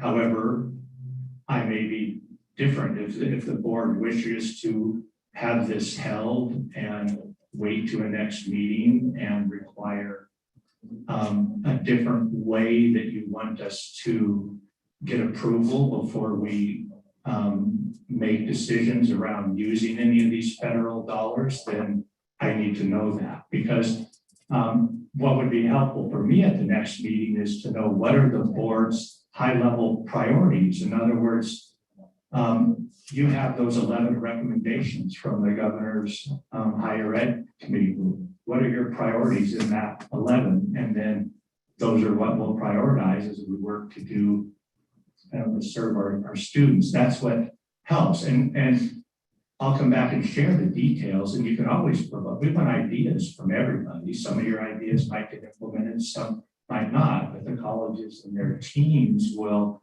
be making these decisions on using the dollars to help meet what the board priorities are. And our priorities right now are increasing the access and success, and this $1,000 is the way to do it. And unless I hear otherwise from the board, that's happening. But if the board wants to say, no, don't do it, and you want to approach it differently, I need to know. No, I think we can say the same thing. I think it's very similar to a purchase order that we'll be approving later, for example, for $13,000 and $13,072 for weed abatement. That has to go to this body, this board, to approve. But yet we have $100 million of public funds that were not approved. And I guess what I'm saying is, I think we all want to support students.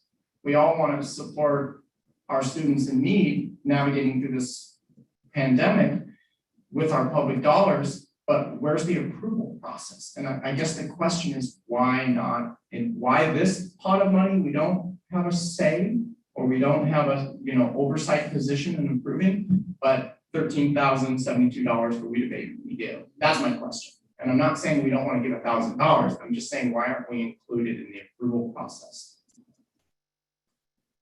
That's my question. Yeah, and I would agree, just to see the plan. I was looking at we've heard a lot from, or not a lot, we've heard many comments from Oxnard College about that there should be more classes there in order for FTES to grow there.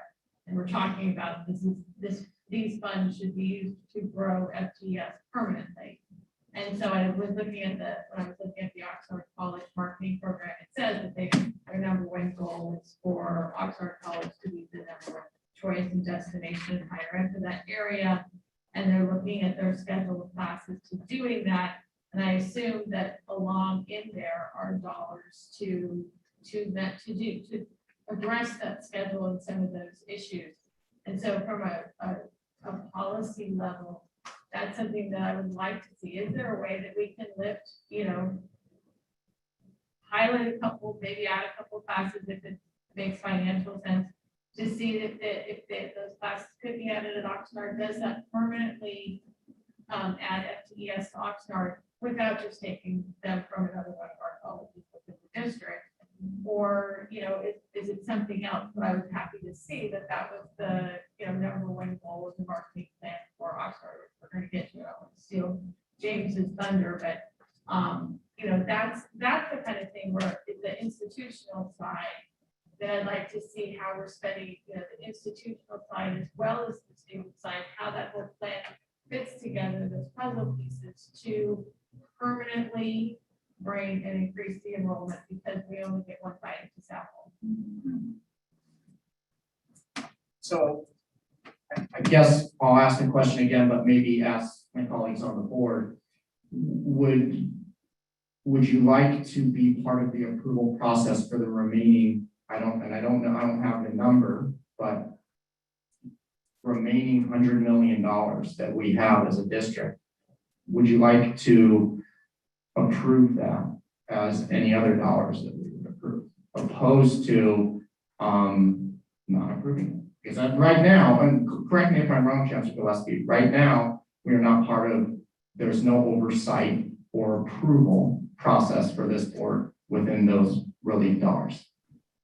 Right. Okay. Well, in other words, let's say that we know we can use the federal dollars to cover lost revenue. So we can use it to cover the lost parking revenue. And what you're saying is you'd like that to come to the board for approval rather than that being a decision made by the colleges and our team here. The same thing would be as we have, as Diane mentioned, we'll have faculty member that may be being paid with these dollars because we're running low enrolled in-person classes to try to bring more students back. We can't create those assignments and run those without the board approving. Okay, so I just think it's good governance when we talk about. I mean, it's going to be a lot of detail and small things when we're looking at all the uses of these monies and down to the individual amounts going to employees and all the supplies and technology that we're buying. In other words, if Ventura College is setting up Zoom rooms, you'll see the purchase orders for the Zoom, but do we have to get the board approval before we even decide we can create 5 more Zoom rooms at Ventura College? No, I think we're gonna get. I mean, I don't even know. I don't even know how to do it. The weeds. I'm just thinking, there's $100 million. We're gonna give $1,000 to students for, we're hoping that we're gonna give it to this many students. That's gonna take up this much money. Institutional money, we're going to use that with 3 different colleges, the district office. Kind of just a broad brush. I want to know, that we're buying 12 pencils. I want to know that with a broad brush, what are we prioritizing, at Oxnard College to bolster the students? Yeah, and what you're articulating is what I have in mind, what the colleges are bringing later in the month, but I'm also hearing a different approach that before we spend any of it, the board needs to approve how we're using it. I think the model, and I think it's there intentionally, with the purchase orders on a consent item that we have now, right? And that is every dollar is accounted for the public, not just for this board, but, you know, for example, you can look at any purchase order and go, okay, well, $54,000 was spent here. Yeah, things that are on salaries and things. If I may jump in when I can. I guess what I'm saying is, I don't know why we're treating these relief dollars differently. We're not, any that are gonna be spent that are required, they'll all be on the purchase order. They'll still be there. Right. Okay, But the $1,000 for students won't, I mean, textbook things, that if they're given free textbooks, that may be purchased textbooks. Sure. It's given in a grant, not, but I think we can work it out, it'll be on. Okay, I mean, I think what Trustees McKay said, and then we'll have things that will come through the regular purchase. But I think I feel comfortable to move ahead with things, knowing that approval for each item isn't needed. Just ahead of time. Sure. So for example, one of the things that I listened at the CCOC conference, and it was a budget presentation where Mario Rodriguez, Andy, and Liz Navarrete were, and they said that we can get reimbursed for expenses that we made prior to these funds coming. So for example, in March, this board allowed for $2 million to go to the district, because at that point in March 2020, we had no idea that there was going to be this funding coming to all of our colleges. So one of the things they said is, as a district, we can reimburse ourselves, so that those $2 million can come back to our reserves because we have all this money that we can spend. And so that would be, for example, and I don't know where in the process, I wouldn't like to get a report of money already spent, and then this input, it's like, well, Gabby, we already spent the money, so that's a great idea, but the money's gone. And I don't know exactly where in the process as trustees, we're still able to give input before the money's spent. And so that's where I'm looking for guidance from the chancellor, from the board as well, to determine where in the process can we still have a discussion, so it's not money spent and it's like, oh, well, we could have used it for this. Because as this is ongoing, we're getting information. And for me, this conference was very insightful, listening from both Andy and Mario, who are doing this work and seeing what their districts, what they're doing. So in terms of getting the $2 million reimbursed, that money can go back to our reserves and we can use it in another time when we don't have these funds that our district might need it. And I think Mario just recommended we look into how we get it reimbursed. We talked to our auditors to make sure that they're guiding us in the process and saying, absolutely, this can be reimbursed. This is how you go about it. But that would be a suggestion that I also have, $2 million come back to our reserves, because in March, we made the decision not knowing that CARES money was coming. And that's something that they stress very much, the CBOs, Andy, and there was another one that I listened to that also mentioned that. And so I don't know how that process would look like, and if there would be consensus within the board to have that considered to reimburse ourselves those $2 million that we decided to allocate in March of 2020, because we had no idea we were getting all these money. Yeah, I think that's our next item. Oh. 8.03. Oh. But I know, Trustee Mann, I didn't mean to cut you off. I just said, yeah, because I had the same question. Yeah, I had the same question. Okay, Trustee Mann. Yeah, I think we also need to be mindful of the fact that staff has a lot to do and they've got to get things done. And it's incumbent upon us to be efficient in what we're doing so that they can do what they want or what they need to, forgive me. And I think that our emphasis should be much more on transparency than on authority. I don't need to approve what gets spent as long as I don't have a disconnect in my trust with the administration and what they're doing. And all of the right-minded people that are working on these committees to come up with strategies to do the right thing for our students. And as far as, for example, the recommendations from Recovery with Equity, I'd say follow all 11, okay? Or all 68 in the DEI. And in one way or another, we can do that. And you've got strategic initiatives as well. That's our purpose. That's our level. And I think we could be much more efficient than all of the time we spend on this item going back and forth, and conduct our regular meetings as business meetings and schedule a study session. From what I can tell, what I'm hearing and what I've heard about budget discussions in my tenure here, brief although it is, that's the meat of where the board needs to understand more and to trust more. So let's have a 4-hour study session on Saturday morning. Let's not take up the whole night talking about this thing and what our ideas are for it. This is a business meeting. And business needs to get done. So when do we schedule it? Because we We have- can't hold up the machinery of what's needed out there at the colleges and the students. No, I agree. And I think those are really valuable points. It's just hard to do business when you can't see it, you know? So And that's why a study session, I think that's the purpose of having a study session, is to increase our understanding, to get our input, and to have enough time to do so on a single topic. And pick and choose the topics that we think are most important. And $100 million is pretty darn important. I agree. Just So as these decisions are moving rapidly, so a study session would need to move rapidly, because sometimes what I have observed is our study sessions take place a month or 2 months after there's been discussion and support and it's too late. So given the amount, so what I looked is the amount that we've taken as a board and speaking regarding this item, it lets me know that there's a high interest of the board to really look into this more detail. So I'm asking, is there a possibility to hold a study session to discuss this more in detail based on the amount we've taken in discussing it, because it's definitely important. It was one of the huge items in terms of the CCLC conference and DI work, so it requires that amount of work for us.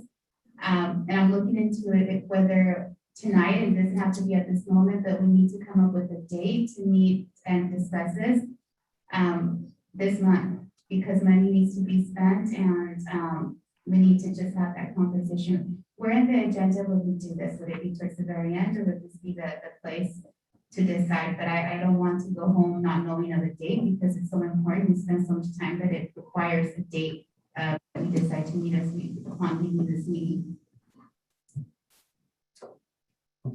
Yeah, why don't we kind of think about that, and then when we get to trustee reports, we can kind of explore a date and come up with an agreement. Sure, we also have. Oh, Dr. Alfatal, did you have anything to add? Yeah, I just would like to just comment. There are many items regarding this funding that the board does approve. So for instance, you'll recall there was a board item about funding for police. And that came out of, half of it was out of the $2 million emergency fund that Trustee Torres referenced. And then the other was from some of the CARES Act. And it's represented on this spreadsheet. And that was a big, healthy discussion, a robust discussion at the board level about that to approve. And then for tonight, which you'll discuss later, the purchase order report, as you'll recall, I authorized based on the state emergency basis to purchase. I don't remember, there's $1.4 million, or there's a substantial amount of money, and Trustee Chancellor, you had mentioned them earlier, that are on the purchase order report for the HVAC work, filtration work at the campuses. And so I authorized that on an emergency basis based on the state emergency, and to bypass or to not have to utilize the official RFP process. Because if we had to go through the RFP process, we would never get these systems put in place. And it's important to reopen schools so that everybody can get back and work safely at the sites to do that. So you'll be approving those, although I had already authorized that. And you commented about them being on the purchase order report. So the issue is they come piecemeal at you. You don't maybe see the broad picture. But there are things that do come forward, and literally because you do approve budgets. And so I think what I'm hearing is you just would like to kind of see a more numbers tied. Here's the $100 million pot, and what are you doing with it versus it coming? But that's how it comes. We spend it based on how it comes to us and what the plans are, and different levels of funding. HERF 1, HERF 2. A third HERF is not called HERF, it's called ARP, and the state money and so on. So I just wanted to share that before we moved off this agenda item. And I'll go over the spreadsheet just briefly at the next meeting, because it's coming back exactly as is at the next meeting. So if that's okay with the board.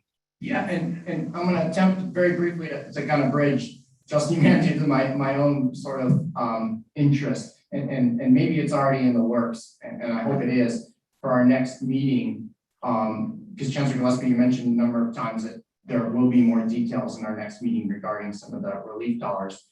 Maybe what we can do, and maybe if it's already there, that's great, is have some general planning for the remaining balance of this $100 million and what on a general level the district's looking to do with those funds. Not every penny, every dollar, but just on a very general level that we could get behind and support and give some input. And then I think that'll really be a great tool to get us ready for our study session. But at least it's a starting place, right?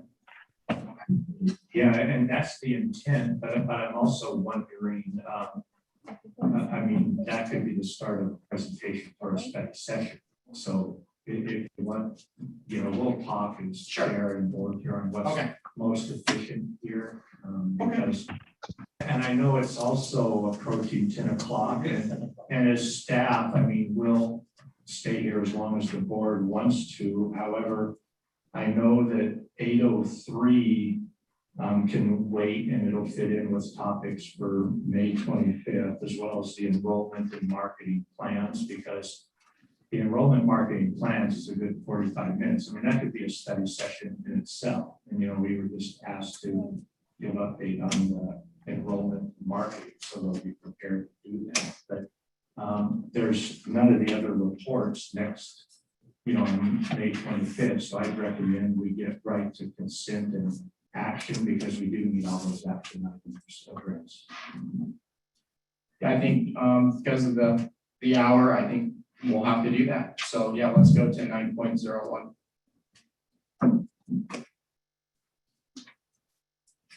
Oh, but I have nothing either, so I take that back. Okay, we're flying through already. 10.01, action to approve minutes from April 13th. Okay, so I need to ask if any items need to be pulled from section 12, 13, 14, and 15 is action. So just from 12 and 13, 14.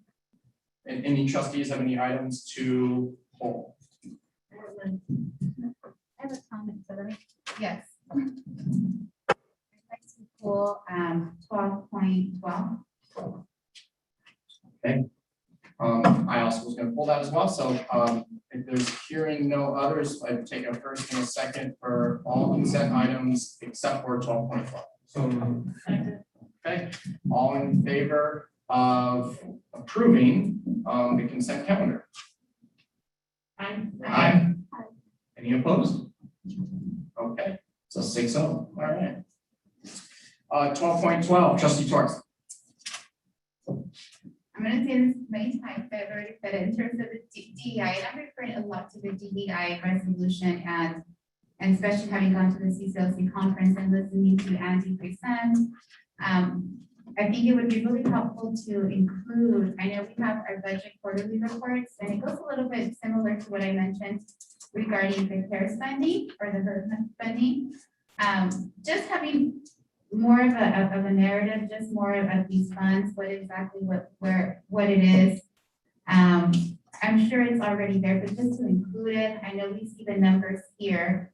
But it would be helpful just to be able, just for transparency, just to have a little bit understanding of what it is, where did it get spent on. Just more detail, and I'm not asking extensive detail, but just a little bit more detail, that would be helpful for me to be able to have it effective. Is this, I'm sorry, is this 12.12, the 311Q? Yeah, it's the kind of an ask to have a quarterly budget report to go with the 311Q. So there is, so I think I heard I'm having a little difficulty hearing at times, but I think I heard what Trustee Torres said. So there is, we have added several meetings ago, the final spreadsheet that gives you a little bit more detail that ties to the 311. But I think what I heard Trustee Torres saying, and please correct me if I misheard, that it might be nice to have some information regarding the like the grant funding, the CARES funding, and so on. And if that's what you were saying, this report, which is required by the state, is for unrestricted general fund only. So it really doesn't cover categorical funds. So that would be a different report, which, you know, we'd be happy to look at and discuss and so on. But it wouldn't be a part of this particular item because this is an unrestricted general fund only. If I heard you correctly, Trustee Torres. I was just referencing into the comments I made with the CARES fund, but maybe it's because I'm wearing my mask. Can you hear me better? Can you? Maybe. Maybe. I'll try to like speak a little bit louder. I was just asking if it's something we can have a little bit just more information. So because it is particularly our unrestricted fund specifically, and it's not categorical funding, just to have more information in terms of, and it doesn't have to be something extensive, and that's why I was looking for your guidance to see how it could be captured, where it just gives more information in terms of not defining it, because I know in the past you gave us like the summary definition of the different funds that we have, and so those are, thank you, those were helpful, and so I've memorized them now. But more in terms, what would be some of those expenses? And it can be just generalized. It can be what do we cover with those specific expenses that we have, those expenditures? If it's something that could be done, that's not too much work. If it is, and you know, we don't have to necessarily have it. I just was wanting to ask because I just look at numbers. But sometimes for me, it's helpful to be able to see, okay, this is the expenditures, this is where it was spent on. Okay, I see this, and this is what we're looking for tax. It helps me to start projecting. One of the things that really helped me in the CCLC conference was look at multiple year projections. And when I start seeing what are the expenditures, what's the revenue, it allows me as we're moving forward as a board, what can I expect as we're moving forward in terms of our budget and allocating for it. And so as I was really taking to heart everything I learned, I was looking at this report and I said, okay, what can help me to truly understand what are our expenditures, our revenue, so we can do a multi-year budget. So I was wondering if it's something, if it's possible to capture some type of narrative or additional information that would allow me to see that, to start projecting that way, because that's one of the things that I really took with me from the conference. Yeah, so multi-year projections are done at the tentative budget and the adopted budget. And if that was Andy Selesky that you're referring to, he certainly would be talking about that versus it happening on this quarterly financial report. But we will continue to work with you to provide the information that you need as trustees to see things. So in the tentative budget and the adopted budget, for instance, we do a 3-year multi-year projection, and we also have financials that have a longer term history, like 7 to 10 years on different expenditures. So there's a lot of, we're doing that work right now, and we'll be bringing, I think, most of that forward at the May 25th board meeting as a first reading. The board had requested to see that information prior to being asked to approve it at the tentative budget. So I think you're going to see some of the things that you're interested in seeing at the next board meeting. Not to contradict you, but Andy Selesky does recommend just a brief quarterly budget report that coincides with the 311Q, just that's it's in a little more understandable format. It's like, you know, have we spent, you know, if we're halfway through the year, are our expenditures about halfway spent? Again, just as a guiding tool for boards to be the oversight of their, oversight for the community of the funds. And so he does recommend a brief quarterly budget report on where we are so that we know, you know, if we've overspent, do we need to cut back somewhere? That's, you know. So we have provided that on page 215 of the board item. The only thing that it doesn't have, it has exactly what you're asking for, but it doesn't show percentages. And then I'm sure you've heard at multiple meetings that your expenditures don't flow out. The revenues come in at a different pace than the expenditures flow out. So when you're 6 months through the year, your expenditures are not necessarily going to be 50%, right? There'll be a different number, but there can be a narrative to explain that also.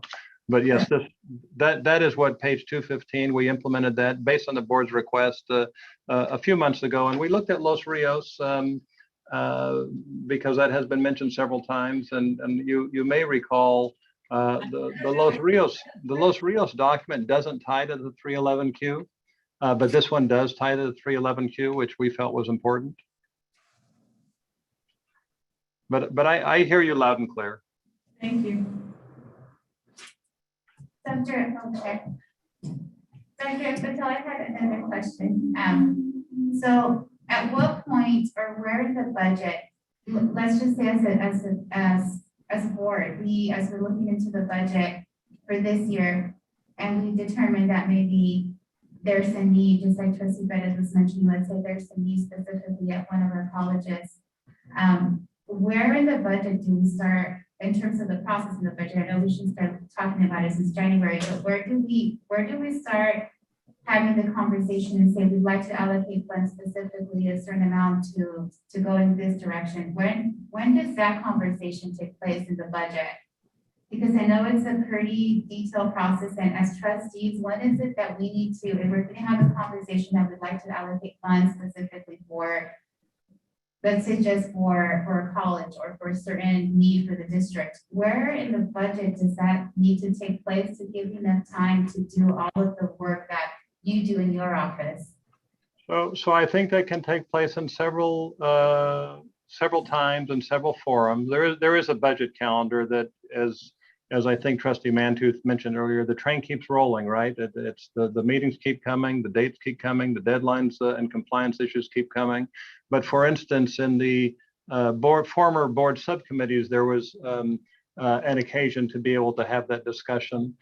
This board has commented on its interest every time I presented a budget or budget information. I think the study session that you've been discussing here this evening is another opportunity. So there are multiple opportunities to comment on the board's interest and desires of what you might like to focus on. And of course, it's staff.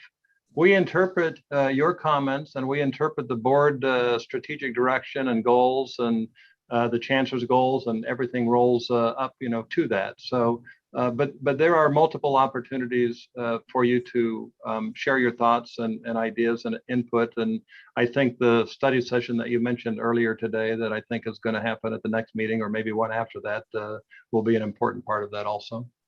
Okay, so in this study session, as we're discussing, just looking at our district, looking at equity, look at things that we need to do, you would be able to guide us. So we were so okay, we'd like to, for this year, be able to support the specific area. At that point, you're able to guide us and say, okay, this is how you can support it. These are the funds. This is how it's going to work out. So is that in the study session is where we have the opportunity to speak with you, and then you can guide us in terms of how that would look like, and then give you sufficient time to do the work that you need to within your office? So let me remind you, the board voted to approve certain aspects of the tentative budget, and excuse me, I apologize, of the budget allocation model that we spent quite some time on.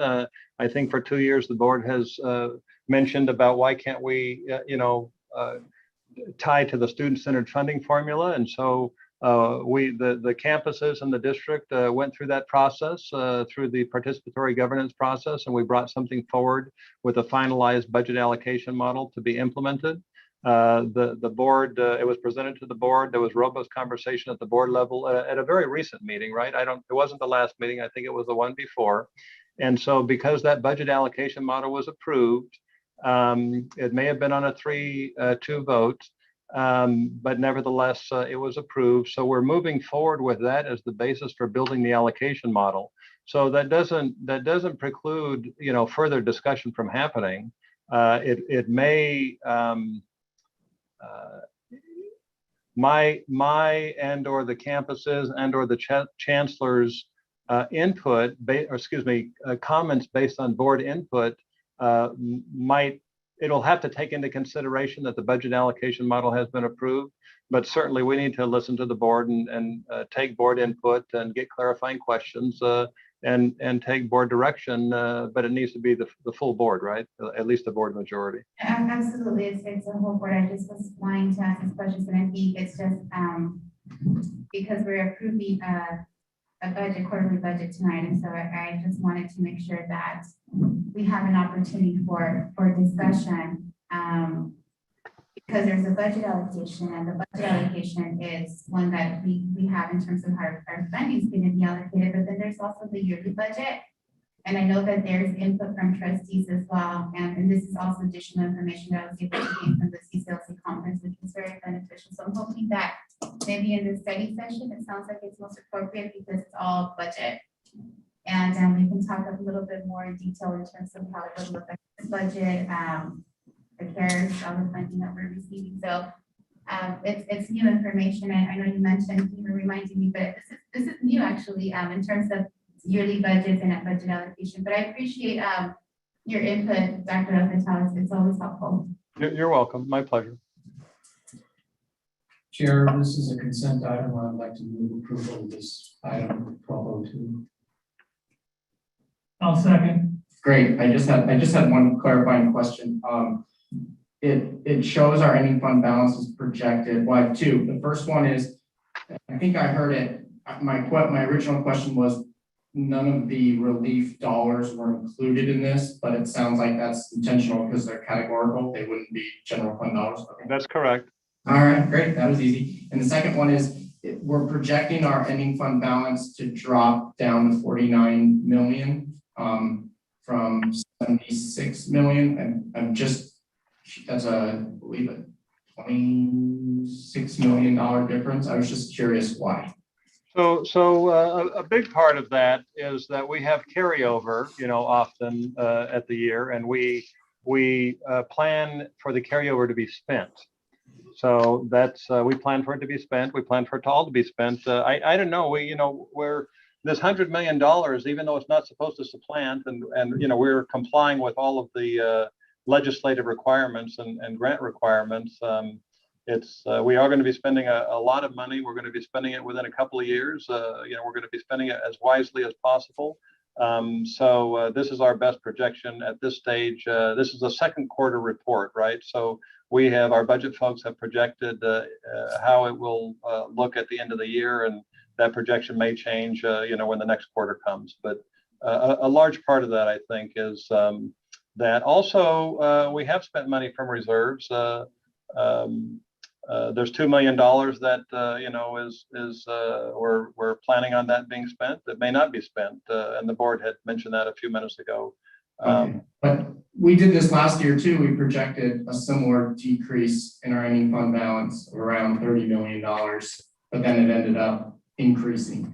So do you also project a similar scenario, specifically taking into account that we're receiving, over $100 million or $100 million ish? I mean, do you think that's an accurate number that our ending fund balance at the end of this fiscal year will be $49 million? So those numbers are based on March 31st, I think. So we look at, Trustee Chancellor, we look at it regularly, and I haven't had that particular discussion in the last couple of weeks with the budget team, but I'll be happy to do that. It's my intention, my personal philosophy, which I learned from some very senior CBOs, some that came from Ventura County and who are long since retired, that it's my interest and philosophy to budget as accurately as possible. I really personally do not like money falling to the bottom line at the end of the year. It's not good for the board. It's not good for bargaining units. It's not good for administering and so on. So it's my personal interest to budget as accurately as possible. Sometimes we're not able to spend all the money. That's a better situation than spending too much money that wasn't planned for. But I'll have to dive into that, or ask the team to dive into that to give you a more concise answer than that. in the near future, or for sure by this next quarterly report. So I just don't know the details of the moving parts with that particular entire amount that we're projecting to be less. Okay, the $30 million. Okay, because the same thing occurred the last 2 years that I've been on this board is we state that our ending fund balance will decrease by anywhere from $20 to $30 million, but then it doesn't, it increases. So I just don't know why we're reporting something that is highly likely that it won't happen. And that's not even considering the relief dollars, the $100 million relief dollars. Yeah, so I think that's I think it's 26 million, not exactly the 30, but you know we can round. The other issue, I do recall that I provided some very specific information about why it happened, and for a couple of years probably, and I'd be happy to do that again. But my interest is that what we budget, we spend, and there are reasons why that doesn't always happen. And I'll be happy to put more information together and bring more information for you so that it can help the board at least with transparency, etc. Okay. Great. So we have a first. Actually, I just would like to mention last year at this time in May 2000, we projected our ending fund balance would be $53 million. The actual was 76. So it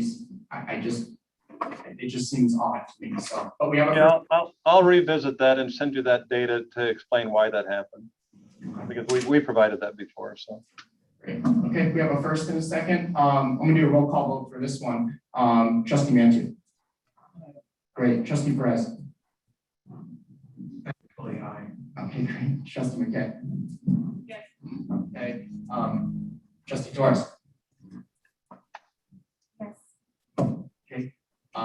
Yes.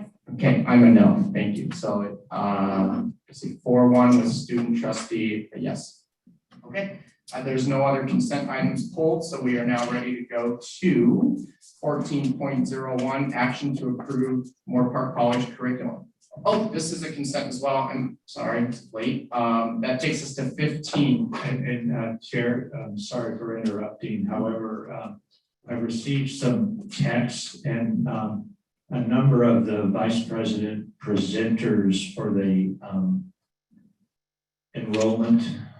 They're going to be not at the May 25th meeting. A number of them are going to be trying to take some vacation once the semester wraps up. So the experts that have put it together won't be here or able to call it. Some of them won't be able to call in on the 25th. So they're asking to go tonight. However, it's what the board would want to do. If you want to hear from all of those that have put it together, otherwise we'll have other people fill in. But they've made a request. So sure, no, I understand. Is it general practice that vice presidents are, because we have our calendar for board meetings, I don't know if it's general practice that they're gone. I mean, we can, I think in the nature, I mean, I'm be collaborative here and listen, but in the nature of it being this late at night, I'd like to postpone it. I think it's unfortunate that some of the vice presidents will be gone. So hopefully, I don't know, but I'm open to suggestions from colleagues on the board.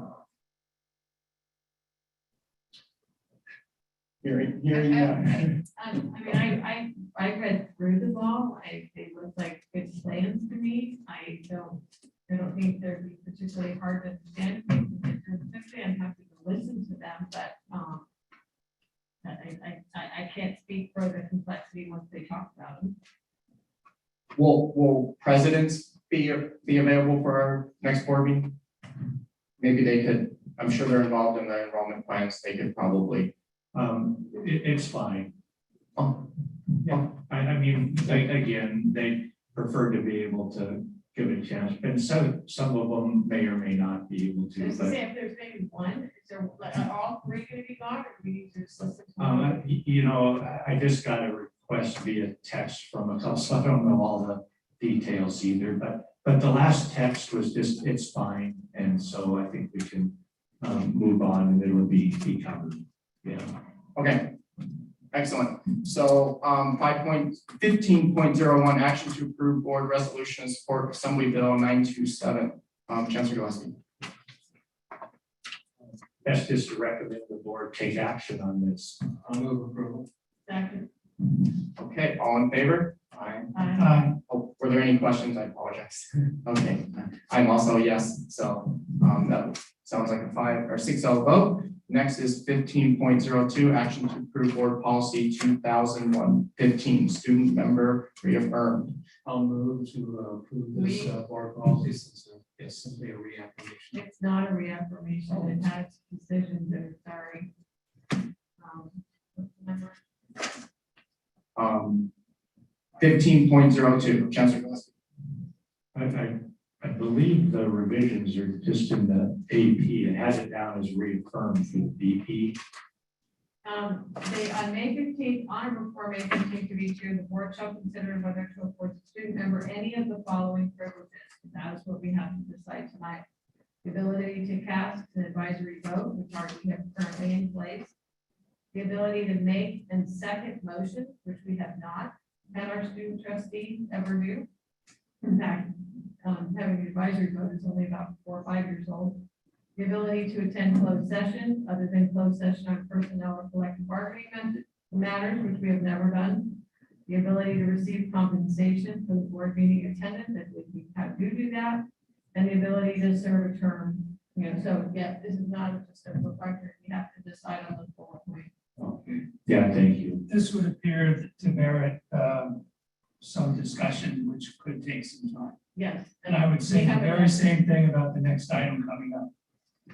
1503. Okay, I'm hearing an interest to pull items, just so we're all on the up and up, to pull items 15.02 and 15.03. We have another meeting before May 15th that we can, because this one says honor before May 15th of each year, the board shall consider the student's privileges. Now, I would say that we can pull it because we don't have a student trustee, and so we also have to decide what we're going to do about that. So, and if you have something in existence, you can stick with that until such time as you make a change. but then I would just say that we're going to stick with what we have, no changes, and then so anyway, I just wanted to point that out. Okay, so just to I'm gonna ask Trustee Gonzalez, Trustee Gonzalez, I know it's after graduation, but were you planning on attending our next regular meeting in May? I can. You can, okay, okay, because I think your voice will be really Yeah, important. I would really like to be in this conversation. Okay, excellent. So I could attend. Okay. Definitely. All right, great. And then maybe we can move that to the front of the agenda as well. So it sounds like we're still in a consensus that we'll pull those items, which takes us to 16.01, correct? We're doing okay? Okay, thanks. Yeah, there again, the board has received information via email and other updates on the dissolution of the JPA for Southern California Consultation for Community College Television. I'll move approval. Second. Also, Lorena would like to be at that meeting as well. Oh, that's great. Yeah, that would be great. So we had a first from Trustee Mentu. Okay, and a second from Vice Chairman. I'm just going proximity here. Okay. All in favor? Aye. Aye. Great. Next is 17.01, action to approve employment agreement. Yes. So I think I heard it. I think I heard it first. Who's the first? Okay, Vice Chair McKay, and a second from Trustee Perez. Great. And I don't want to miss any comments or questions, but maybe I'll just very briefly say congratulations to President Sokanu. And it's with great honor that we can now just state President Sokanu. So congratulations and best of luck to you to keep the Moore Park College dream going. So There he is. He's on the screen now. oh, there he is. So congratulations. I think we need a vote, but let's do a vote. All Favor? Aye. All right, any opposed? Okay, great. So congratulations, Dr. Sophie. Chair, I'd recommend we take items 1801, 02, 03 together. Second. Okay, And I'd make the motion. okay, we have a first by trustee Mantu. I'll second that one. Okay, and a second by. I'm gonna tweet that. Okay, so, and a huge congratulations. I know most of us, and the academic senate and classified senate, everyone was able to congratulate. We just echo that congratulations. That's why we're all here. I know sometimes our work, gets a little messy and we're in a hot boardroom, but, this is why we're here. So congratulations to our graduates, including Trustee Gonzalez. Yes, so it's awesome that we're here. All those in favor? Aye. Okay, great. So that's an easy one. That's a great one. So that's going to take us briefly to trustee reports, chancellor reports, future board meetings, and the closer. So trustee reports, trustee Minty. No report per se, except just to recommend that in our meeting of May 25th, since we have that scheduled, let's clear the decks as much as possible so that we can engage in the kinds of dialogue we need to around some of these financial issues and dispense with whatever other business as quickly as we can and make a commitment to do that so that within a relative few hours, we can get through that. Excellent. Okay. We will keep that in mind at the business day. Yes, we will. Okay. Trustee report, trustee Press. Just real quickly, I attended my first CT board meeting Monday morning. So, 8 o'clock start, so it was on a Monday. It was good meeting. Met virtually with other re-elected and re-elected board members. And good first meeting. Just quickly, some legislative reports. We acted on one of our at least 3 priorities, Bill 8927, which is the baccalaureate program. Another is, and I mentioned that earlier, AB 1456, which would expand the number of Cal Grant applications to the awards and keep the amount the same. So, concern initially was if you get more awards, you'd have to cut the amount. So that will stay the same. And then the third is AB 102, something number just holding that is to extend and make permanent the college and career access pathways partnerships programs. So with that, I look forward to the virtual commencement ceremonies coming up. And congratulations once again to President Sakenu, the Moore Park College community and the broader community as well is pleased with that point. Awesome. Thank you. Trustee Dorsey. I don't have a report. It's just really nice to be back and to be able to see everybody and just the connection and although we're apart, it's just really nice. I'm being very happy. Thank you, Dan, for with everything with technology. Thank you so much, Chief, for being also here with us. It's great being able to see everybody. So that's just a report of being able to see Ashley and her last meeting. Oh, you'll be here on the 25th. So. Excellent. Trustee Gonzalez. It's just, again, if there is any students that are watching, again, congratulations. And I am blessed to be part of your graduation class, and we stuck through it and we completed. It was the hard work that was well deserved to be acknowledged for. And I'm excited that I get to do one more meeting with you guys in person tonight, but it was nice being here, and yes, thank you. And Vice Chair McKay.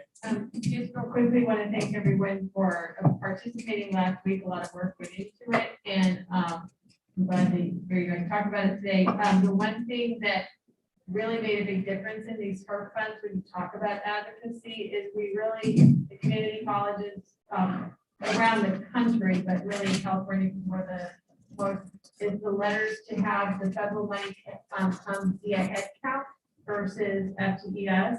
because it really makes a huge difference in the amount of money that we ended up getting, that this was the first time. The reason why it is so much is because it went by head count versus FTES. So if you ever wonder if it's worth taking the time to write the letter to Julia Brownlee or write the letter to Congress, it is worth it, because this was a really huge win for us. Okay, I'm hoping this mic, okay, my other mic died. Maybe that means. Bad sign. The only thing I have is a thank you to everybody to making this happen, but we're back in person. And I know it kind of looks easy, but definitely not. So thank you for making us safe, you know, and it's well appreciated. The only other thing is, you know, it was brought up in public comment that our meetings recordings have been deleted, and I'm just very, I can't stress enough how concerned I am about that, but I'm really hopeful that whatever we can do to salvage those recordings and bring those back, bring that public record back to the public, that we can do that. So, and the reason why I bring that up now is in agenda setting, we'll make sure that policy is there to protect that public record moving forward, because that wasn't a decision by this board to remove our board meetings from the public. So we're definitely look into that, and I'm really, I know hopeful is not a good policy, but I'm really hopeful that there's something we can do to bring that history and public record back to the public. So with that, Trustee President, I'm losing it. Trustee Torres. Thank you for bringing that up, because I heard the public comments, but I didn't know much about it. And so I wanted to ask if there was something that had come from, you know, chair or vice chair in a meeting, but I'm very concerned about things being, I mean, is it accurate information? I mean, do we know for a fact that we're deleted? Because I mean, it's. Yeah, and I don't want to skirt on a Brown Act because it's not on the agenda, but this is something that, and I said it in the sense that in our next meeting, that policy will be on the agenda, and I'm also very concerned and hopeful that these meetings can be, the public record can be salvaged. So with that, Chancellor Gillespie. Oh, Trustee Prince. Yeah, my apologies. Sure. I forgot to make one important announcement under trustee reports. May 20th from 6 to 7:30 in the evening is the next trustee town hall, an outgrowth of the DEI task force. And the focus is how to move DEI forward. The board and CEOs working together. So you should have received an email. I'll make sure I send out a reminder email with the link to sign up. I strongly encourage, highly encourage you all to join the meeting with certain chancellors and other anybody else from your team, district and college communities. A lot of synergy going on, a lot of activity going on, and thanks for the board's interest in DEI as expressed through the ad hoc committee and through comments throughout this and previous meetings as well. So thank you. And before we officially hand it off to the chancellor, a huge thank you to the leadership we have on this board, Trustee Perez and Vice Chair McKay, specifically with the CCLC conference. There were so many great takeaways, and we're very fortunate to have such leadership on our board. So, Chancellor Gillespie. Yeah, I'll make this quick. Again, thanks, Ashley, for your work this year, and I'm glad you'll join us for one more meeting towards the end of the month. Again, I want to thank everybody for their support of each other and students throughout this challenging year. And I really hope that all of you take the time to celebrate and attend some of our adaptive celebrations and commencements, because, you know, we still want to be there for our students and join them in celebrating their accomplishments like Ashley's done with graduating and also recognizing their academic achievements. So I know myself and the trustees will be looking forward to participating in some of those events too. Yeah, is there, like, I saw a crossover between Ventura and Oxford. Are they really at the same time? Yeah. So all three colleges are May 20th, and so we have to kind of get a schedule among the trustees and myself who can be where, when. So. Okay, I kept hoping that was a mistake.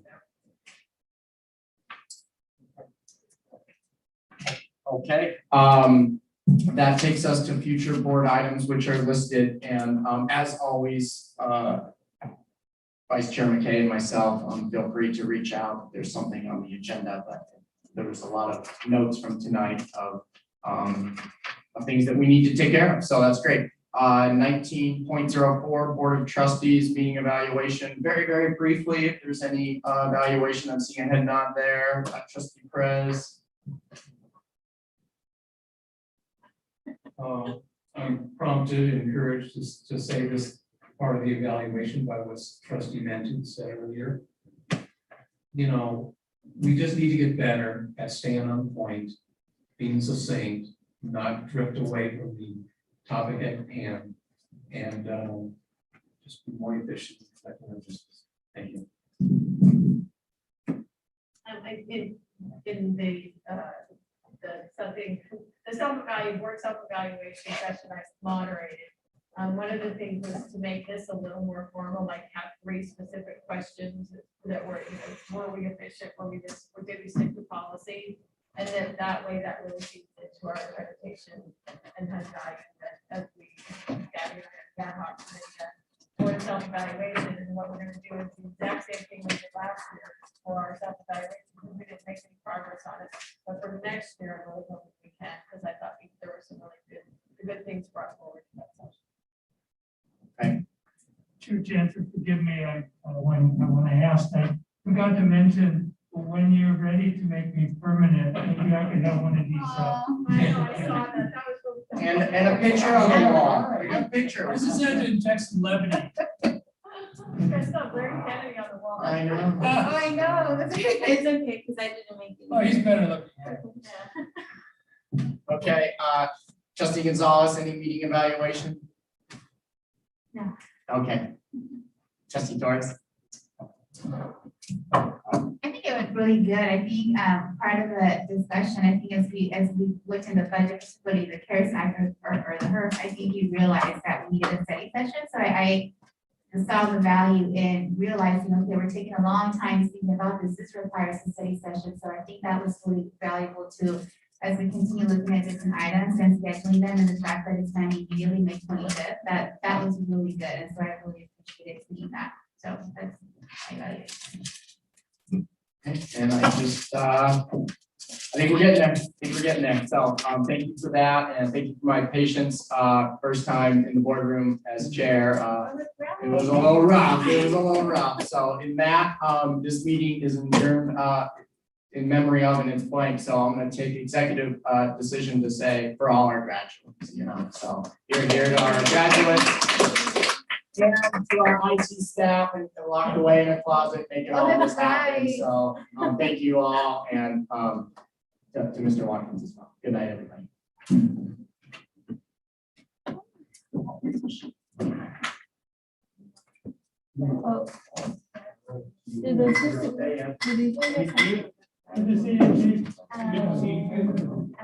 Oh, it's mine.